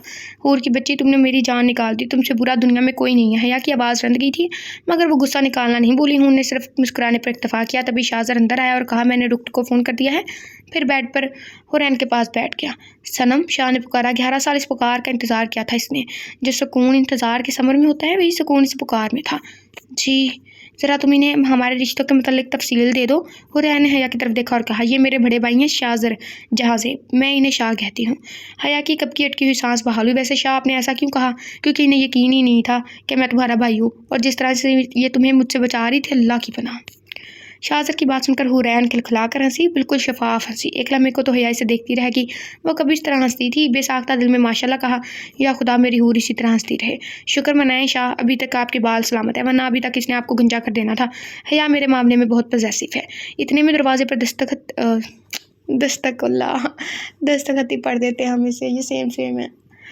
दस्तक हुई, फिर डॉक्टर अंदर आई। वो एक लम्हे शाहज़र को देखकर चौंकी। शाहज़र, क्या तुम कल से सोए नहीं हो? डॉक्टर आफिया, तुम ज़रा जल्दी से सनम को चेक करो। शाहज़र, मेरे हर सवाल का जवाब दो, मैं तुम्हारी भी डॉक्टर हूँ। नहीं तो मैं दानियाल को बुलाती हूँ। कोई ज़रूरत नहीं है, मैं ठीक हूँ, तुम सनम को चेक करो। सनम और हया दोनों को लिखते हुए देख रही थी। वो तो मैं करूँगी, पहले ये बताओ कल से सोए हो या नहीं? शाहज़र ने गहरी सांस खारिज की और कहा, नहीं। कुछ खाया? अब की बात शाहज़र ने ज़बर से कहा, नहीं। शाह, आपको क्या हुआ है? डॉक्टर अब बताएं। हुरैन परेशान हुई। शाहज़र, तुम छोटे बच्चे हो क्या? 28 साल के हो, कल ही 3 महीने बाद कोमा से बाहर आए हो, और ना कल से कुछ खाया है, ना मेडिसिन ली है, ना सोए हो। तुम्हारी हालत देखा हो रहा है तो दहल गई। शाहज़र ने फ़ौरन इसका हाथ थामा। ये तो पक्का ही नावल है। कोई कल कोमा से बाहर आके इतना फिट कैसे हो सकता है? بٹ کبھی کبھی رشتے انسان کو اچھے بنا دیتے ہیں اور کبھی کبھی کمزور. میں ٹھیک ہوں صنم. حیا کو اس کی حالت یاد آئی. اوف، میں تو اس کی ناک میں دم کر کے رکھا تھا. نہیں مجھے بتائیں کل لیکن سب سچ سچ بتائیں. میں جس دن تمہیں لینے آ رہا تھا اس دن میرا ایکسیڈنٹ کروایا گیا تھا. قسمت سے میں بچ گیا مگر کوما میں چلا گیا تھا. کل ہی ہوش میں آیا ہوں. ڈاکٹر عافیہ نے کہا. یہ بھی بتاؤ کہ ہوش میں آنے کے بعد ہاسپٹل کو سر پر اٹھا لیا پھر کسی بھی کی بھی سنے بغیر چلے گئے؟ عافیہ تمہارا اور دانیال کا بہت شکریہ کہ تم لوگوں نے میرا علاج خفیہ طریقے سے کیا. لیکن جو تم مجھے ڈانٹ رہی ہو میں سب بھول جاؤں گا. وہ وقت ایسا تھا کہ اگر میں اس وقت وہاں سے نہیں آتا تو سب ختم ہو جاتا. ہمارا 11 سال کا صبر ضائع ہو جاتا. کہتے ہوئے شاہزر نے حرین کی پیشانی چوم لی اور حیا نے غیر محسوس انداز میں اس کی پیشانی پر ہاتھ پھیرا جیسے کچھ مٹانا چاہ رہی ہو. شاہزر حیا کی سرکت پر مسکرایا اور کہا. عافیہ تم جلدی سے صنم کو چیک کرو، میں کھانے کا انتظام کرواتا ہوں. ڈاکٹر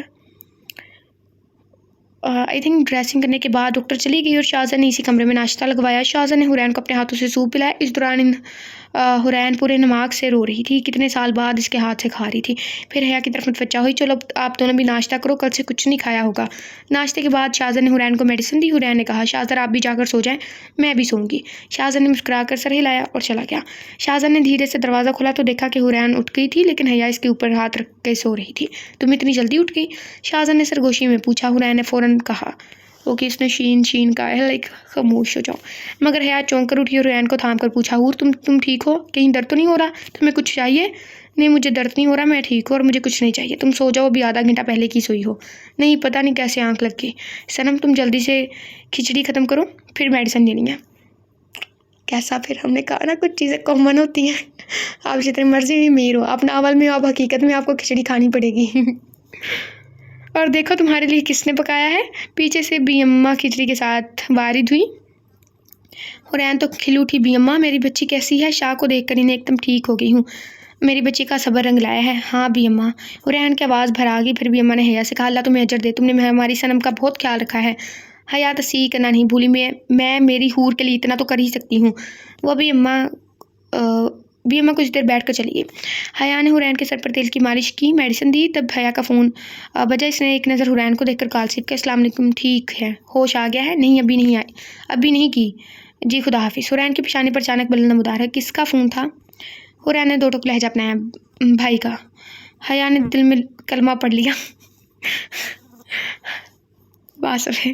کیوں؟ تمہاری طبیعت پوچھ رہے تھے. So sorry. حیا نے تھوک نکلا. میں نے نہیں بتایا، ان کا فون آیا تھا، وہ پوچھ رہے تھے تو میں نے بتا دیا. حرین نے پاس پڑا گلاس اٹھا کر زمین پر دے مارا. شاہزر بھی ایک لمحے کو سٹ پٹا گیا. وہ کیوں پوچھ رہے تھے؟ شاید انہوں نے حویلی کے باہر میری گاڑی دیکھی تھی تو اس لیے مجھ سے پوچھا. ایک منٹ تم حویلی کیسے پہنچی؟ تمہیں تو میں نے آئی تھنک اپنے بارے میں کچھ نہیں بتایا تھا. دیکھو حور غصہ مت کرو، تم مل نہیں رہی تھی. میں نے بھائی سے فون کر کے حویلی کے بارے میں پوچھا تھا، مجھے تمہاری فکر ہو رہی تھی. حرین نے پاس پڑا جگ بھی زمین پر دے مارا. صنم. شاہزر آگے بڑھا. ایک منٹ ذرا مجھے بات کرنے دے. تمہیں میں نے خود کہا تھا نا کہ مجھے مت ڈھونڈنا اور اس شخص سے میرے بارے میں بات مت کرنا. پھر کیوں کیا تم نے؟ حور چیخنے لگی. مجھے تمہاری فکر تھی. حور ہو کون تم میری فکر کرنے والی؟ حرین کو بالکل اندازہ نہیں تھا وہ کیا بول رہی ہے. حیا ایک لمحے کو بے یقین سی ہوگی. حور ایسا تو مت بولو، بھلے مجھے ڈانٹ لو، میں تمہاری دوست ہوں. ایک درد امڑ آیا تھا دل میں. آنکھیں آنسو سے بھر گئی. کیسی دوست؟ تمہیں میں ذرا احساس نہیں ہے میرا. سوری. دوست ہوتی تو یہ حرکت نہیں کرتی. تم میری کچھ نہیں ہو. دیکھو حور، مجھے اگر تمہاری بھلائی کے لیے تمہارے خلاف جانا پڑا تو میں جاؤں گی. وہ کوئی غیر نہیں ہے، شوہر ہیں تمہارے. تو کیوں آئی ہو تم میرے پاس؟ جاؤ ان کے پاس، جاؤ اپنے بھائی کے پاس. جب سے میری زندگی میں آئی ہو صرف مشکل بڑھائی ہے. نکل جاؤ ابھی کے ابھی نکلو. حور. حیا نے دہل کر پکارا. نکلو ابھی یہاں سے ورنہ میں اپنے آپ کو کچھ کر لوں گی. ٹھیک ہے جا رہی ہوں. اب تم بلاؤ گی تب بھی نہیں آؤں گی. تم غلط ہو، میں ہی غلط ہوں. دراصل تم نے آج مجھے میری اوقات بتا دی. جب اوقات پتہ چل ہی گئی ہے تو یہاں کیا کر رہی ہو؟ نکلو یہاں سے. حرین کبھی کبھی بہت زیادہ بول دیتی ہے. آئی نو کہ وہ ایموشنلی اسٹیبل نہیں ہے، مینٹلی بھی اسٹیبل نہیں ہے، لیکن کبھی کبھی زیادہ بول دیتی ہے، اس لیے کہتے غصہ حرام ہے. حیا کا چہرہ خفت سے سرخ پڑ گیا. کس دھڑلے سے وہ شاہزر کے سامنے میری حور کہہ رہی تھی اور حور نے اس کے سامنے حیا کی اوقات بتا دی. اس نے ایک نظر شاہزر کو دیکھا. وہ اسی کو دیکھ رہا تھا. اس سے بے انتہا تذلیل کا احساس ہوا. مجھے رونا آ رہا ہے. وہ ضبط کرتی رہی مگر پھر بھی آنسو لڑیوں کے معنی رخسار کو بھگو کے وہ فوراً باہر سے نکلی. شاہزر نے ایک تعصب زدہ نظر حرین پر ڈالی، پھر حیا کے پیچھے چلا گیا. حیا نے پیچھے مڑ کر اسے دیکھا. آئیں اور اڑا لے میری بے عزتی کا مذاق، کل نے اپنا شوق پورا۔ جس طرح وہ پھنکاری تھی شاذر خاموش ہو گیا۔ اس وقت بھیڑوں کے چھتے میں ہاتھ نہیں ڈالنا چاہیے تھا۔ وہ اسی طرح روتے ہوئے گیٹ تک چلی گئی اور وہیں کھڑے روتے روتے میسج کیا، پھر انتظار کرنے لگی۔ وہ اس قدر رو رہی تھی کہ اس کا وجود لرز رہا تھا، ہچکیوں کے ساتھ، بے تحاشا آنسوں کے ساتھ۔ لوگ اسے بڑے تعجب سے اور ترس کھاتی ہوئی نظروں سے دیکھ رہے تھے، مگر اسے کچھ فرق نہیں پڑا تھا۔ وہ مسلسل آنسو بہا رہی تھی۔ کچھ دیر بعد ایک گاڑی آ کر رکی۔ شاذر گیٹ کے پاس کھڑے ہی سب دیکھ رہا تھا، حیا اسے نہیں دیکھ سکتی تھی۔ اس گاڑی میں سے ایک شخص باہر نکلا۔ حیا نے آؤ دیکھا نہ تھا، اپنی ایک چپل اتاری اور شخص کو دے ماری۔ حیا کی بچی، صرف 3 منٹ لیٹ ہوا ہوں۔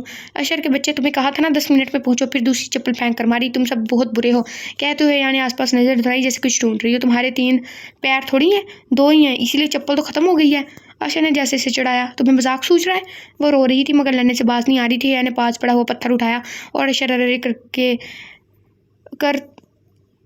کرتا رہ گیا لیکن حیا نے پتھر دے مارا۔ وہ تو اشر نیچے ہو گیا اس لیے بچ گیا، مگر اس کی کار ونڈ اسکرین ٹوٹ گئی۔ اشر نے ایک سانس خارج کی اور اس کی طرف دیکھا۔ یار کیا ہو گیا؟ ابھی ہانیہ بیوہ ہو جاتی، وہ ہنس کر کہہ رہا تھا۔ پھر حیا نے اپنے کندھے پر لٹکا ہوا پرس اشر پر بے دریغ برسانا شروع کر دیا۔ کیا ہو گیا؟ یہ ہمارا گھر تھوڑی ہے، سڑک ہے، کچھ تو میری عزت کا خیال کرو۔ مگر حیا اس کی سنی کہاں رہی تھی۔ جب مار مار کر تھکی تو پھر رونے لگی۔ اشر نے اسے کندھے سے لگایا۔ حیا نے اسے کچھ نہیں کہا، بس اس کے کندھے سے لگ کر اسی طرح بلک بلک کر روتی رہی۔ سب ٹھیک ہو جائے گا حیا، چلو میں تمہارے اپارٹمنٹ چھوڑ دوں۔ اشر نے اس سے کچھ نہیں پوچھا کیونکہ اسے معلوم تھا وہ کچھ نہیں بتانے والی۔ حیا اس سے الگ ہوئی۔ نہیں، کوئی ضرورت نہیں ہے، میں چلے جاؤں گی۔ تو کیا تم نے مجھے پیٹنے کے لیے یہاں بلایا تھا؟ ہاں، جواب بڑے ہی اطمینان سے آیا تھا۔ اب خاموشی سے اپارٹمنٹ جانا، اوکے؟ میرے ابا بننے کی کوشش مت کرو۔ اور پھر اشر چلا گیا۔ حیا نے بھی رکشہ روکی اور روانہ ہوگی۔ جب شاذر کمرے میں آیا تو وہ چھت کو گھور رہی تھی۔ وہ اس کی غلطی پر ٹوکنا چاہتا تھا، مگر ایک تو اس کی حالت ایسی تھی اور وہ 11 سال اس کی جدائی کاٹی تھی، اس لیے اپنے لب سی لیے۔ مگر حیا، کل سے وہ کیسے اپنے آپ کو بھلائے حورین کی خدمت کر رہی تھی۔ اس کی جگہ کوئی عام لڑکی ہوتی تو پہلی رات اسے سچویشن میں گھبرا جاتی، پہلی بات، اور توڑ کی کسی غیر کے ساتھ تو کبھی نہ آتی۔ حیا نے صرف حورین کی حفاظت کے لیے اپنی جان و عزت سب داؤ پر لگا دی تھی۔ وہ الگ بات ہے کہ وہ خود شعلہ جوالا تھی، مگر جو بھی تھا حورین کے ساتھ مخلص تھی۔ یہ بات شاذر کو پہلی نظر میں ہی سمجھ میں آ گئی تھی۔ ابھی دیکھے گا 10 منٹ میں واپس آئے گی، بہت ڈھیٹ ہے، حورین نے شاذر کے چہرے کو دیکھ کر کہا۔ تبھی دھڑام کی آواز کے ساتھ دروازہ کھلا۔ سامنے حیا کھڑی تھی۔ آئی ایم سوری حور، مجھے خیال کرنا چاہیے تھا تمہاری طبیعت کا۔ لو کر لو بات، مجھے ایسی دوست چاہیے، مجھے نہیں پتا جو میری غلطی پہ بھی خود ہی سوری بولے۔ تمہیں تو پتہ ہے میں کتنی بے وقوف ہوں، ڈانٹ لو مگر معاف کر دو۔ شاذر صرف حیا کو دیکھ کر آ گیا۔ وہ سر جھکائے ننگے پیر پڑے لاڈ سے اپنی اس غلطی کا ایسی کچھ اعتراف کر رہی تھی جو اس نے کی ہی نہیں تھی۔ اتنا ڈھیٹ پن تم کہاں سے لاتی ہو؟ حورین نے جل کر کہا۔ بڑے بازار کی دکان سے، حیا نے کھلکھلا کر جواب دیا اور حورین کے پاس دھپ سے بیٹھ گئی۔ حیا کچھ دن تک وہی رہی۔ شاید حیا کی محنت ہی تھی جو حورین ریکور کرنے لگی تھی۔ اب وہ اکثر اس سے ملنے آیا جایا کرتی تھی۔ اب حیا اسے ضد کر کے حورین کو مزار پر لے آئی۔ نہ جانے اس کا دل بھرنے لگا، کتنی ہی کوشش کر لو مگر تم بھائی کے بغیر نہیں رہ سکتی۔ حورین نے اسے نظر انداز کر دیا۔ وہ دونوں جالی والی دیوار کے پاس سے گزر رہی تھی۔ حورین اس دیوار پر بندھے دھاگوں کو دیکھ کر سوچ رہی تھی کتنے لوگ ہیں جو بے مراد ہیں۔ وہ ان دھاگوں کو چھوتے ہوئے آگے بڑھ رہی تھی، تبھی اس کا ہاتھ دیوار کے دوسری طرف موجود کسی سے مس ہو گیا۔ حورین کو جھٹکا لگا۔ 440 واٹ کا نہیں، 40,000 واٹ کا۔ مارنے گئی؟ حورین نے نظر اٹھا کر دیکھا، جالی میں سے بھوری آنکھیں نظر آئی۔ جالی دار دیوار کے اس پار سے بھوری آنکھوں والا شخص نے بھی سبز آنکھوں کو دیکھا تھا۔ شاذر نے سر اٹھا کر آسمان کو دیکھا۔ سچ ہے، تو میری شہرک سے بھی قریب ہے۔ ایک لمحہ زندگی میں ضرور ہوتا ہے جب انسان نا امیدی کی انتہاؤں پر ہوتا ہے، مگر ہمارا رب ہمارا دامن میں اپنی رحمت کا صرف ایک قطرہ ڈال کر ساری نا امیدی دھو دیتا ہے۔ شاذر بھی اسی کیفیت سے گزر رہا تھا۔ اسے لگا تھا وہ کبھی حورین سے سامنا کرنے کی ہمت نہیں کر پائے گا، لیکن جہاں ہمارا گمان ختم ہوتا ہے وہاں سے اس رب کی حکمت و رحمت شروع ہوتی ہے۔ پتہ نہیں کیوں اس کے قدم خود بخود اس مزار کی طرف بڑھ گئے تھے، حالانکہ اسے ایک میٹنگ کے لیے جانا تھا۔ جب شاذر نے دوبارہ دیوار کے پار دیکھا تو وہاں نہیں تھی۔ وہ فوراً اسے ڈھونڈنے کے لیے دوسری طرف آیا۔ اب حیا حورین کے سر ہو گئی۔ یہ منظر تو حیا نے بھی دیکھا تھا۔ میں تو ہماری دوستی کی قسم کھا سکتی ہوں، میں نے کچھ نہیں کیا، یہ اتفاق ہے۔ اتنی بڑی بات کہنے پر حورین خاموش ہوگی۔ اس نے تو جیسے شاذر کے بارے میں بات کرنا ہی چھوڑ دی تھی۔ چلو اب ہم یہاں نہیں رکیں گے، ابھی تو گیٹ بند ہو گیا ہے، قوالی شروع ہونے والی ہے، قوالی ختم ہونے کے بعد ہی گیٹ کھلے گا۔ حورین چاروں چار وہاں بیٹھ گئی۔ سامنے قوالی شروع ہونے والی تھی۔ سبھی نے اپنی جگہ سنبھالی۔ اس کے سامنے والی لائن میں وہ بیٹھا تھا، شاذل ابراہیم۔ وہ نظریں جگائے ضبط کے لیے کر کے بیٹھی تھی، تبھی قوالی شروع ہوئی۔ اوکے جی، یہ وہ والا سانگ ہے، مجھے نہیں پتا یہ قوالی تھی، لائک اس میں ایک ایکٹریس بھی تھی، اور غلطی کر بیٹھا ہے دل میں، like active wise passive wise sentence والا سانگ، یہ وہی ہے۔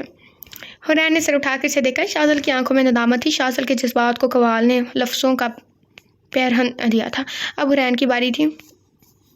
چلو جی، لائک جیسے جیسے ڈائلاگ آ رہے ہیں ویسے ویسے باری بندھی ہوئی ہے، اور شاذل کے دل پر گھونسا سا پڑا۔ ہم نے اوکے، یہ کیا کہتے ہیں وہ قوالی کے لائک جو بھی ہے اس کے ہیں مصرے، اور میں یہ نہیں پڑھ رہی۔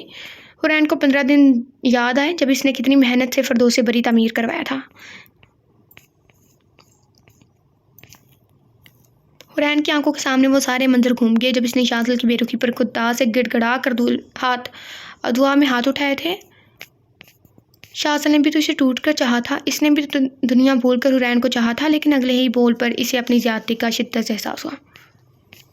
شاذل نے حرین کو ایسے دیکھا جیسے میں بھی کہاں جیتا ہوں، میں بھی ہار گیا ہوں۔ ہائے اوکے جی، ہمیں تھی غرض اور تم سے، اور تمہیں کو بے غرض ہونا تھا۔ میں نے یہ سنی ہے، جب میں سیڈ ہوتی ہوں میں تب بھی ایسے سنتی ہوں۔ یہ مصرع دونوں کو ہلا گیا۔ ہم نے دھڑکن کر کے تیرے دل سے جوڑ لیا۔ اوکے جی، تجھے اوکے، یہ بھی فکر ہی ہے۔ حرین نے استزائیہ ہنس کر شاذل کی توجہ قوالی کے آنے والے بولوں پر کروائی، جیسے یہ کہنا چاہ رہی ہو جواب سنو۔ وہ جواب سے سنو، تمہیں ہم سے بڑھ کر دنیا تمہیں ہم سے بڑھ کر، ہم کو تم سے بڑھ کر کوئی جان سے پیارا نہ ہوگا۔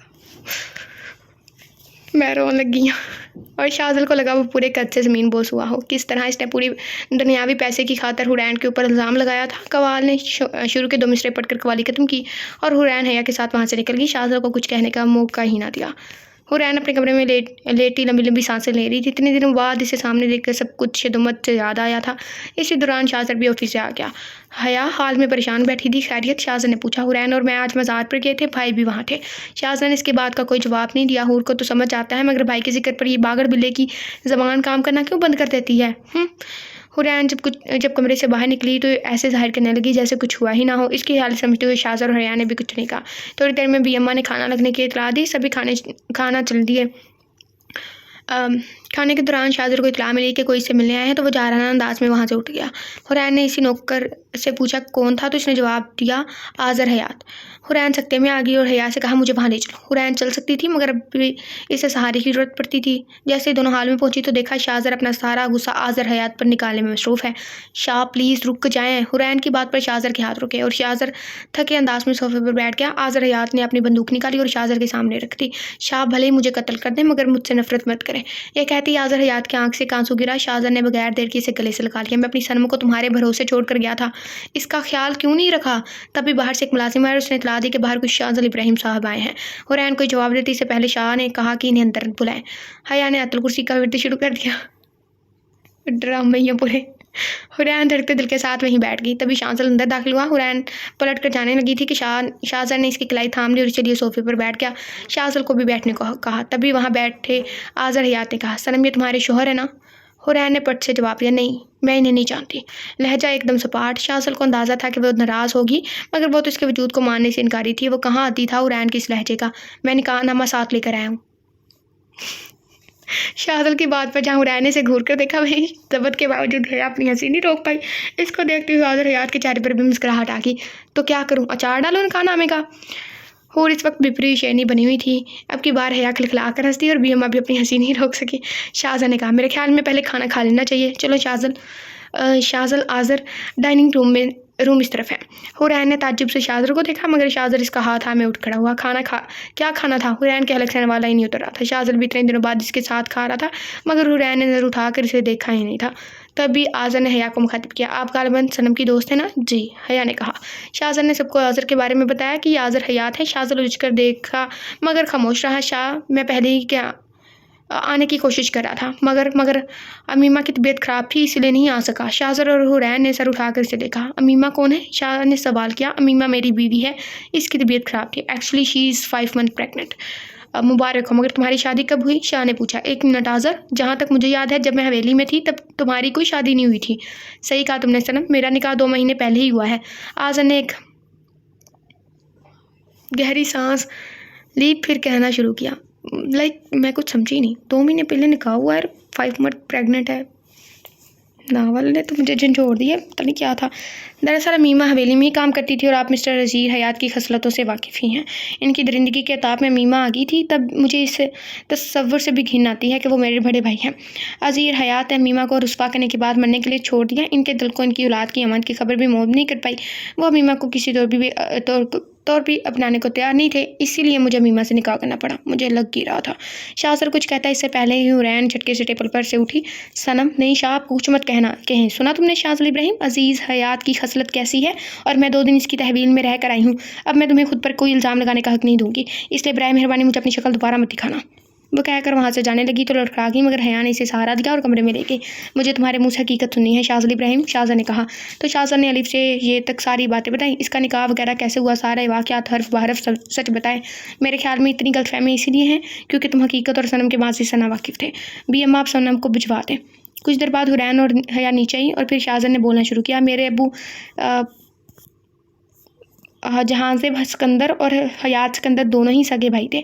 हम चूँकि जद्दी पुश्ती रईस थे, मैं नहीं हूँ, इसलिए अब्बू और चाचा को दादाबाद के बाद आई थिंक काफ़ी जायदाद मिली, मगर मेरे दादा दादी जल्द ही इंतकाल कर गए थे, इसलिए सारी जिम्मेदारी छोटी उम्र में ही अब्बू ने उठा ली थी। फिर अब्बू की शादी हुई और अब्बू ने चाचा की भी शादी करवा दी। हवेली में मेरी आमद हुई और फिर इसके 1 साल बाद अज़ीर हयात की, इसके 3 साल बाद आज़र की, लेकिन आज़र की पैदाइश के वक्त चाची इंतकाल कर गई, इसलिए आज़र को अम्मी अब्बू ने ही पाला। मैं भी आज़र को छोटा भाई समझता तो मैं अज़ीज़ को भी छोटा भाई था, मगर इसकी तबीयत में हकमियत शामिल थी। एक बार फिर हवेली में चहचहाहट फैली और वजह हुरैन जहांज़ेब थी। मैं तब 7 साल का था और मैं ही इसे हवेली में लेकर दाखिल हुआ था। अब्बू ने बहुत प्यार से इसका नाम हुरैन रखा था, मगर मैं हुरैन को अपनी बहन नहीं बेटी मानता था, इसलिए मैंने इसका नाम सनम रखा। मैं इसे सिर्फ सनम ही बुलाता था। ज़िंदगी बहुत खुशगवार गुजर रही थी, तभी चाचा ने हिस्से का मुतालबा कर दिया और अब्बू ने भी खुशी खुशी ने हिस्सा दे दिया। मगर जब चाचा ने अपना बिजनेस शुरू किया तो सारा पैसा डूब गया। वो एक बार फिर वापस आए और अब्बू ने इन्हें खुशामदीद कहा। ज़िंदगी में हम खुशी के रंग देख रहे थे। मैं और आज़र दोनों ही सनम को किसी गुड़िया की तरह ट्रीट कर रहे थे। वो थी भी सब्ज़ आँखों वाली गुड़िया। हुरैन 10 साल की हो गई थी। फिर वो रात आई जिसने हमसे हमारी दुनिया ही छीन ली। हुरैन ने मानो खौफ के मारे शाज़र के सीने में मुँह छुपा लिया। अम्मी अब्बू और सनम इस रात कराची जा रहे थे, मगर रास्ते में एक्सीडेंट हो गया और एक्सीडेंट नहीं था शाज़ल, मर्डर था, जो हयात सिकंदर ने करवाया था। मैं जितने भी नावल पढ़ लूँ सब में यही लिखा है कि लालच बुरी बला है। सब नावल के पास्ट में यही दिखाया गया है कि पैसों के लिए किया। इसने अम्मी अब्बू की गाड़ी को रुकवा कर इन्हें अपने हाथों से कत्ल किया था। यह मंजर सनम ने अपनी आंखों से देखा था। फिर शाह ने गहरी सांस ली। वो ज़बत के कड़े महल से गुजर रहा था। सनम के सामने ही अपनी दरिंदगी का सबूत दिया और अम्मी अब्बू के चेहरे पत्थर से बिगाड़ दिए। मैं हवेली में ही था, मुझे तो खबर ही नहीं थी कि क्या क़यामत आई हुई है। सनम इस वक्त सिर्फ 10 साल की थी। हम में से कोई भी इस दर्द को नहीं समझ सकता जब एक 10 साल की नाजों से पली बच्ची के सामने इसके माँ बाप को कत्ल करके इनकी लाश के साथ हैवानियत भरा सलूक किया जाए। सनम ने जब वापस आकर मुझे बिलक कर सारी सच्चाई बताई। मेरे पैरों के नीचे से मानो ज़मीन खींच ली गई हो, लेकिन हयात के अंदर को अभी भी चैन नहीं था। हुरैन और मजबूती से शाज़र की शर्ट को अपनी मुट्ठी में भींच लिया।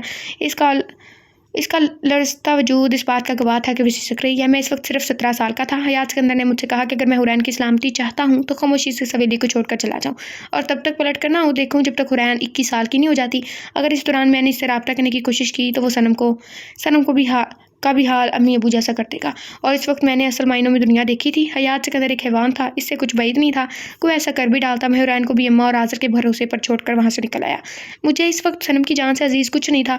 हयात सिकंदर ने एक पेपर पर मुझे लिख कर दिया कि 21 साल की उम्र से पहले हुरैन को कुछ हो गया तो इसका ज़िम्मेदार हयात सिकंदर होगा। मैं वहाँ से निकल तो आया, मगर हुरैन की फ़िक्र नहीं छोड़ सका। इधर हयात सिकंदर ने हयात को लंदन भेज दिया। तुम अंदाज़ा नहीं लगा सकते हुरैन 8 साल तक हवेली में कैद रही। इसकी अजियत हम में से कोई भी महसूस नहीं कर सकता। इसकी पढ़ाई सिर्फ आज़र की वजह से जारी थी। फिर 18 साल की होते ही वो लाहौर आ गई। मैं वसौक से कह सकता हूँ कि वो भी मेरा इंतज़ार में इतना ही तड़पी होगी। छोटी सी सनम जो शाह करके पूरी हवेली में मेरे पीछे घूमती थी, वो इसी रात कहीं खो गई थी। मैं समझ चुका था कि दुनिया कितनी मतलबी है, इसलिए मुझे ताकतवर बनना था और ताकतवर बनने के लिए पैसा दरकार था। मैं अपने दिन रात तय किए और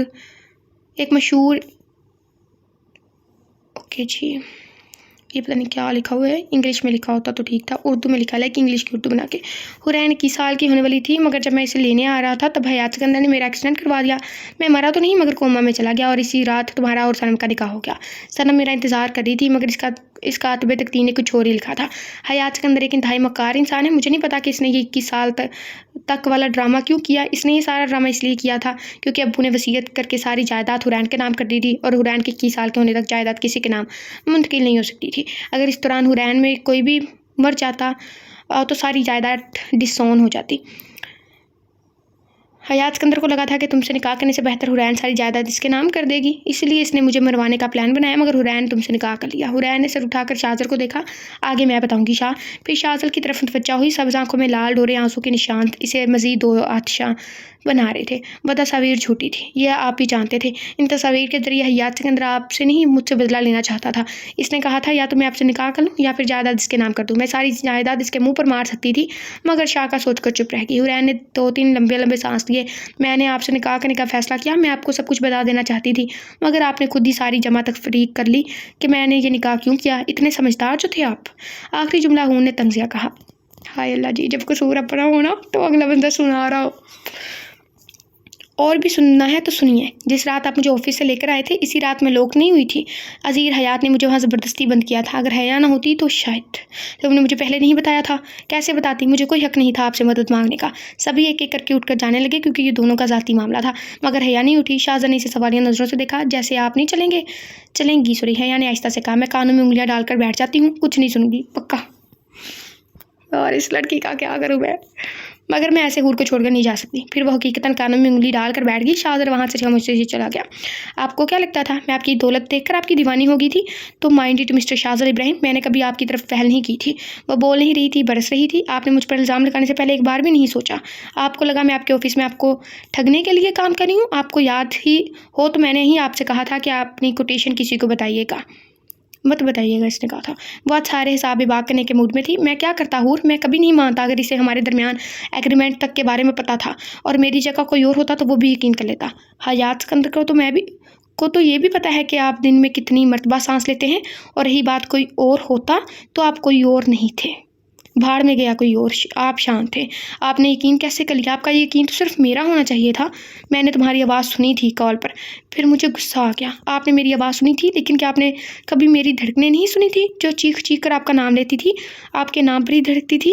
شاہزل کو پہلی بار اندازہ ہو رہا تھا اسے اس کی ٹکر کی بیوی ملی تھی، باتوں کو منہ پر مارنے میں، مقابل کا منہ بند کرنے میں، اور غصہ کرنے میں، اور سانس روک لینے کی حد تک سفاکیت میں بھی تھی۔ میں مانتا ہوں میری غلطی ہے۔ اب غلطی ماننے سے کیا ہوگا؟ اگر اس دن شان آتے، 1 منٹ آپ کو کیا ضرورت تھی حویلی آنے کی؟ میں تو دھوکے باز اور بدکردار تھی۔ آپ نے اپنی سب سے عزیز چیز، اپنی دولت، اپنا پیسہ، رتبہ سب میرے لیے داؤ پر کیوں لگا دیا؟ چھوڑ دیتے مرنے کے لیے، کیوں آئے تھے وہاں؟ اچھا ہاں، سکون ملا ہوگا نا میری تصاویر دیکھ کر، لیکن تصاویر دیکھ کر جی کہاں بھرا ہوگا، اسی لیے آئے ہوں گے تاکہ مجھے سکر مرتا ہوا دیکھ سکے۔ شاہزاد ابراہیم کو دھوکہ دینے والے کا انجام ایسے ہی ہونا چاہیے، ہے نا؟ ایسا مت کہو حور۔ وہ اپنے لفظوں کی مار سے شاہزاد کا دل چھلنی کر رہی تھی۔ ایسا مت کہو حور۔ کیوں نہ کہوں؟ آپ نے ایک مرتبہ پھر بھی میرا اعتبار نہیں کیا۔ ارے میں نے تو اس وقت بھی آپ کا اعتبار کیا تھا جب آپ نشے میں دھت کر آئے تھے اور ایک نامحرم کے ساتھ کمرے میں رات گزاری تھی۔ پلیز حور، تم بھی جانتی ہو ایسا کچھ نہیں تھا۔ ہاں میں جانتی ہوں، آپ کو اس بارے میں صفائی دینے کی ضرورت نہیں ہے، لیکن آپ نے تو عذیر حیات کی باتوں پر یقین کر لیا، مجھے صفائی دینے کا ایک موقع نہیں دیا، سیدھا ملزم قرار دے دیا۔ ایک موقع دیتے مجھے صفائی کا، میں آپ کے پاؤں پکڑ کر بھی آپ کو یقین دلاتی کہ میں بے قصور ہوں۔ میں بہت غصے میں تھا حور، مجھ سے اتنی نفرت سے بات مت کرو۔ اس کا لہجہ آج تک اس نے اف تک نہ کیا تھا، لیکن آج وہ جب بول رہی تھی شاہزل کو محسوس ہو رہا تھا وہ زمین میں دھنستا جا رہا تھا۔ غصہ تو صرف آپ کو آتا ہے، عزت تو صرف آپ کی ہے۔ نہ مجھے غصہ آتا ہے، نہ میری کوئی عزت ہے، اس لیے جیسا دل چاہے آپ سلوک کر سکتے ہیں۔ پوری دنیا مجھے آپ کی رکھیل سمجھتی رہی، لیکن میں خاموش تھی کیونکہ مجھے اس دنیا سے فرق نہیں پڑتا تھا، مجھے آپ سے فرق پڑتا تھا۔ مجھے ہر وقت خوف رہتا تھا کہ کہیں کہ آپ مجھے غلط نہ سمجھ لیں۔ حقیقت تو آپ بھی جانتے تھے کہ وہ تصاویر جھوٹی ہیں، لیکن نہیں، آپ کو تو اپنی عزت پیاری تھی، لیکن میری عزت کا کیا؟ اتنا سب ہونے کے بعد بھی آپ نے میری طرف ہاتھ بڑھایا تو میں نے تھام لیا، لیکن جب مجھے آپ کے اعتبار کی ضرورت تھی تب آپ نے میرا اعتبار نہیں کیا۔ بھری محفل میں میری اوقات 2 کوڑی کی کر کے رکھ دی، اور کیوں نہ کروں میں آپ سے نفرت سے بات؟ تکلیف ہو رہی ہے؟ آپ صرف ایک مرتبہ میرا اعتبار کرتے، میں آپ کے سامنے زندگی بھر سر کیا آنکھ اٹھا کر بات نہیں کرتی، بے دام کی غلام بن کر آپ کے ساتھ رہتی، لیکن ہوا کیا؟ آپ نے میرا اعتبار نہیں کیا۔ اس کے لہجے میں ٹوٹے ہوئے مان کی کرچیاں تھیں۔ شاذل کے پاس اس کی باتوں کا کوئی جواب نہیں تھا۔ بڑی مشکل سے شاذل نے اپنی ضبط سے سرخ ہوتی آنکھیں اٹھائی، حرین کو دیکھا اور کہا، میں نے تمہیں ٹوٹ کر چاہا ہے۔ کیا نہیں تھا اس کے لہجے میں؟ بے بسی، محبت، التجا، ندامت، سب کچھ۔ حرین استہزائیہ ہنسی۔ آپ نے مجھے ٹوٹ کر چاہا ہے، لیکن اب میں آپ کو بکھرتا دیکھوں گی۔ شاذل کے دل پر یہ جملہ تیر کی مانند لگا۔ یعنی اتنی نفرت کرتی ہے کہ برباد ہوتا دیکھنا چاہتی ہے۔ بھکاری سمجھ رہے تھے تم مجھے، کاسا پلٹتی تو تمہاری کائنات لے ڈوبتی۔ اس جملے نے شاذل کی زبان کنگ کر دی۔ وہ کہہ کر رکی نہیں تھی، اٹھ کر جانے لگی، تبھی حیا نے اپنے کانوں سے انگلی نکالی۔ حور میں تمہیں لے چلتی ہوں کہہ کر اسے سہارا دینے لگی۔ شاذل سر جھکائے بیٹھا تھا، تبھی شاذل اندر آیا۔ وہی رکو صنم۔ حرین کے قدم رکے، مگر پہلی مرتبہ شاذل کے چہرے پر سخت تاثرات تھے۔ بیٹھو، مجھے تم سے بات کرنی ہے۔ حرین فوراً بیٹھ گئی۔ کوئی ایسی بات ہے جو مجھے پتہ ہونی چاہیے اور تم نے مجھے نہیں بتائی ہے؟ کیونکہ ابھی حیات سکندر کا فون آیا تھا، وہ مجھے دھمکی دے رہا تھا کہ تم نے بھلے جائیداد اس کے نام نہ کی ہو، مگر تم نے اپنی زندگی بیچ دی ہے۔ اور کیا میں پوچھ سکتا ہوں کہ ایسی کون سی چیز ہے جس کے بدلے تم نے اپنی زندگی بیچ دی؟ حیات سکندر ایک مرتبہ شاذل ولا آیا تھا اور تبھی اس نے مجھ سے کہا تھا کہ اس نے آپ کو اس طرح مارا کہ مٹی تک نصیب نہ ہونے تھی۔ مجھے آپ کا انتظار مارا تھا، لیکن پھر اس نے دھمکی دی کہ اگر میں نے اس کی بات نہیں مانی تو وہ انہیں، حرین نے شاذل کی طرف اشارہ کیا، تو وہ انہیں مار دے گا۔ میں نے آذر سے بھی فون کر کے پوچھا کہ وہ کیا وہ سچ کہہ رہا ہے، تو اس نے بھی یہی کہا کہ آپ کا کسی کو کچھ نہیں پتا۔ میں نے پہلی مرتبہ خوف محسوس کیا کہ ہماری رنجش کسی کی جان نہ لے لے۔ پھر میں نے، شاذل کے دل نے شدت سے دعا کی کہ جو وہ سوچ رہا ہے ویسا کچھ نہ ہو۔ پھر میں نے اپنی زندگی بیچ کر شاذل ابراہیم کی زندگی خریدی۔ شاذل کے دل کی دھڑکن ایک پل کے لیے رکی۔ کیسے انکشاف ہو رہے تھے؟ اس نے مجھے ایک پیپر پر لکھ کر دیا کہ اگر شاذل ابراہیم کو کچھ ہوا تو ساری ذمہ داری اس کی ہوگی، اور پھر مجھ سے لگوایا کہ اگر میری موت ہو جاتی ہے تو اس کا تعلق حیات سکندر سے نہیں ہوگا۔ تم یہ کیسے کر سکتی ہو صنم؟ ہم نے یہ ہجر اسی لیے کاٹا تھا تاکہ تم صحیح سلامت رہو۔ میری بچی، اب وہ کہہ رہا ہے کہ اگر جائیداد نہ ملی تو تم ایک بار سوچ لیتی۔ یہ سب کرنے سے پہلے حال میں سکوت چھایا تھا۔ سب سے پہلے ہوش حیا کو آیا۔ حور کی بچی، تم ایسا کیسے کر سکتی ہو؟ تمہیں کلام کی چیز نہیں ہے؟ کون اپنا موت کا پروانہ لکھ کر قاتل کے ہاتھ میں دیتا ہے؟ یہ تم نے کیا کر دیا؟ وہ سر تھام کے بیٹھ گئی۔ جو بھی ہو، میں بھلے اپنی جائیداد غریبوں میں بانٹ دوں گی، مگر حیات سکندر میرے ماں باپ کے قاتل کو نہیں دوں گی۔ حور نے اٹل لہجے میں کہا، ٹھیک ہے، حیات سکندر کا جو انجام ہوگا وہ دنیا دیکھے گی۔ تبھی شاذل کی گمبھیر آواز حال میں گونجی، ہم اس مسئلے کا حل نکال لیں گے، فی الحال میں سیکیورٹی بڑھا دیتا ہوں۔ شاذل اٹھا ہوا، نہیں شاہ، میں حیات سکندر کو اتنی آسان سزا نہیں دینا چاہتی۔ اس سے انتقام تو قدرت لے گی۔ میں نے اپنا فیصلہ معاملہ خدا کے سپرد کیا ہے، آپ لوگ کچھ نہیں کریں گے۔ حور نے سپاٹ لہجے میں کہا، حور تمہیں رکھ کے ایک تھپڑ لگانا ہے۔ میں نے منہ بند رکھو بھائی، آپ کچھ بھی کریں، مگر حور کو کچھ نہیں ہونا چاہیے۔ تم ایک بے وقوفی کر چکی ہو، لیکن اور نہیں کرنے دوں گی۔ میں تمہارے سر پر موت کی تلوار لٹکتے ہوئے نہیں دیکھ سکتی، بھلے ہی سیکیورٹی ہو، مگر میں یہ رسک نہیں لے سکتی۔ مجھے کچھ نہیں معلوم، یہ معاملہ جلد سے جلد حل ہو جائے، اتنا اچھا ہے۔ حیا کو ایسا محسوس ہو رہا تھا کہ حور کی نہیں، اس کی جان خطرے میں ہے۔ یہ میرا آخری فیصلہ ہے، بدل نہیں سکتا۔ حور کہہ کر بھی اماں کے سہارے اٹھ گئی، مطلب حد ہے، کوئی اپنی جان کا دشمن کیسے ہو سکتا ہے؟ حیا نے چیخ کر کہا اور وہاں سے غصے میں باہر نکل گئی۔ شاذل تو سکتے میں تھا۔ وہ لڑکی، اس نے اپنی زندگی کی پرواہ نہیں کی اس کے لیے۔ اوف اللہ، وہ مجھے کبھی معاف نہیں کرے گی۔ شاذل نے بے یقینی سے خود کلامی کی۔ تم اس کی جگہ ہوتے تو کر دیتے معاف؟ شاذل نے پوچھا۔ وہ میرے ساتھ کبھی ایسا نہیں کرتی جیسا میں نے کیا۔ شاہ لاجواب ہوا۔ خیر، تم نے ہی کہا تھا کہ وہ تمہاری ہے، صرف تمہاری۔ تم اب بھگتو جیسی بھی ہے، تمہیں برداشت کرنا ہے۔ شاذل نے شاید سنا ہی نہیں، میں محبت کے معاملے میں ہمیشہ بد نصیب رہا ہوں۔ شاذل اس وقت اندر سے بہت ٹوٹا ہوا تھا۔ خیر، بد نصیب تو نہیں ہو، وہ مجھ سے نفرت کرتی ہے۔ شاذل نے گہری سانس لی۔ اگر نفرت کر رہی ہوتی تو تمہارے معاملے میں بھی صبر کر لیتی اور معاملہ خدا پر چھوڑ دیتی، مگر وہ تم سے نفرت نہیں کرتی، غصہ ہے تم سے، تبھی صبر نہیں کر رہی، شکوہ کر رہی ہے، شکایت کر رہی ہے اور بے فکر ہو، سزا بھی دے گی۔ نفرت کبھی ختم نہیں ہوتی، لیکن غصہ ختم ہو جاتا ہے۔ جہاں محبت ہوتی ہے وہاں نفرت کبھی نہیں ہوتی، غصہ ہوتا ہے، پھر صلح ہوتی ہے۔ تم مجھے تسلی دے رہی ہو، ڈرا رہے ہو؟ شاذل نے شاذل کی طرف دیکھ کر کہا، نہ میں ڈرا رہا ہوں نہ تسلی دے رہا ہوں، صرف حقیقت بتا رہا ہوں، لیکن میں خود کو کبھی معاف نہیں کرواؤں گا۔ فی الحال تو تم ان معافیوں کو چھوڑو اور گھر جاؤ، ورنہ صنم نے تمہیں یہاں دیکھ لیا تو اس کی طبیعت مزید خراب ہو جائے گی۔ وہ پوری طریقے سے ٹھیک نہیں ہوئی ہے، یہ حیات سکندر والا معاملہ نپٹانا ضروری ہے۔ میں دیکھ لوں گا، میں ہوں یہاں۔ تم صحیح کہہ رہے ہو، لیکن میں گیٹ پر ہی ہوں، گاڑی میں بیٹھا ہوں۔ دیکھو شاذل، صنم کی حفاظت کے لیے خود بھی تندرست ہونا ضروری ہے، اس کے لیے بہتر ہے کہ تم گھر جاؤ۔ اور پھر حیا بھی یہاں سے غصہ ہو کر چلی گئی ہے، صنم کی طبیعت خراب ہوگی تو مشکل ہوگی۔ شاذل نے سمجھ پر سر ہلایا اور چلا گیا۔ اوکے جی گائز، تو آپ لوگوں کا سسپینس بھی ختم ہو گیا، ہمارا بھی ہو گیا، لیکن آگے کیا ہونے والا ہے یہ بھی ابھی ایک مائمہ ہیں، کیونکہ لائک دیکھو کس کو گولی لگتی ہے، کیونکہ اس نے اپنی اور اس دونوں کی جان ہی لائک کر لی ہے۔ اس نے لکھا تھا کہ اگر شاہ افضل کو کچھ ہوا تو اس کی ذمہ دار وہ ہوگی، کیا کہتے ہیں، حرین، تو وہ کہ حیات سکندر شاہ افضل کو کچھ کرنا دے۔ لائک ہمیں اتنا پسند تھا نا میں ایک رائٹر کو سجیسٹ کرنے والی تھی کہ آپ اپنے ہیرو، انہوں نے ایک بک میں ناول لکھنا ہے تو اس کا نام یہ رکھو، اور اس نے ساری امیدوں پہ پانی بکھیر دیا میرے۔ اس حیات سکندر کی تو سنگی بندہ گھونٹ کوٹ دے۔ اور یہ ہماری پنجابی کا ایک آخری لقمہ، اگلی ویڈیو میں ملتے ہیں۔ اچھا، کسی نے ہم سے کہا کہ 2 گھنٹے کی ویڈیو کو آپ باتیں کر کے 3 گھنٹے کی بنا دیتی ہو۔ بھائی اتنا جھوٹ نہیں بولتے، قیامت والے دن اس کا حساب ہوگا، ٹھیک ہے نا؟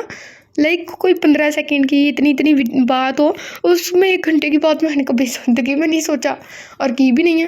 حد ہے، ویسے جھوٹ کم بولا کریں، گناہ ہوتا ہے، آپ کو نہیں پتا؟ اچھے بچے ایسے نہیں کرتے۔ اوکے جی، اگلی ویڈیو میں ملتے ہیں۔ اپنا بہت سارا خیال رکھیے گا، دعاؤں میں یاد رکھیے گا، اور باقی اس کے 2 پارٹ رہ گئے ہیں۔ مجھے پتا ہے آج کا پارٹ میں نے سوچا تھا کہ میں اس کو زیادہ کروں گی، لیکن خیر مجھ سے نہیں ہو سکا، میری پیٹ خراب ہے تو اس وجہ سے۔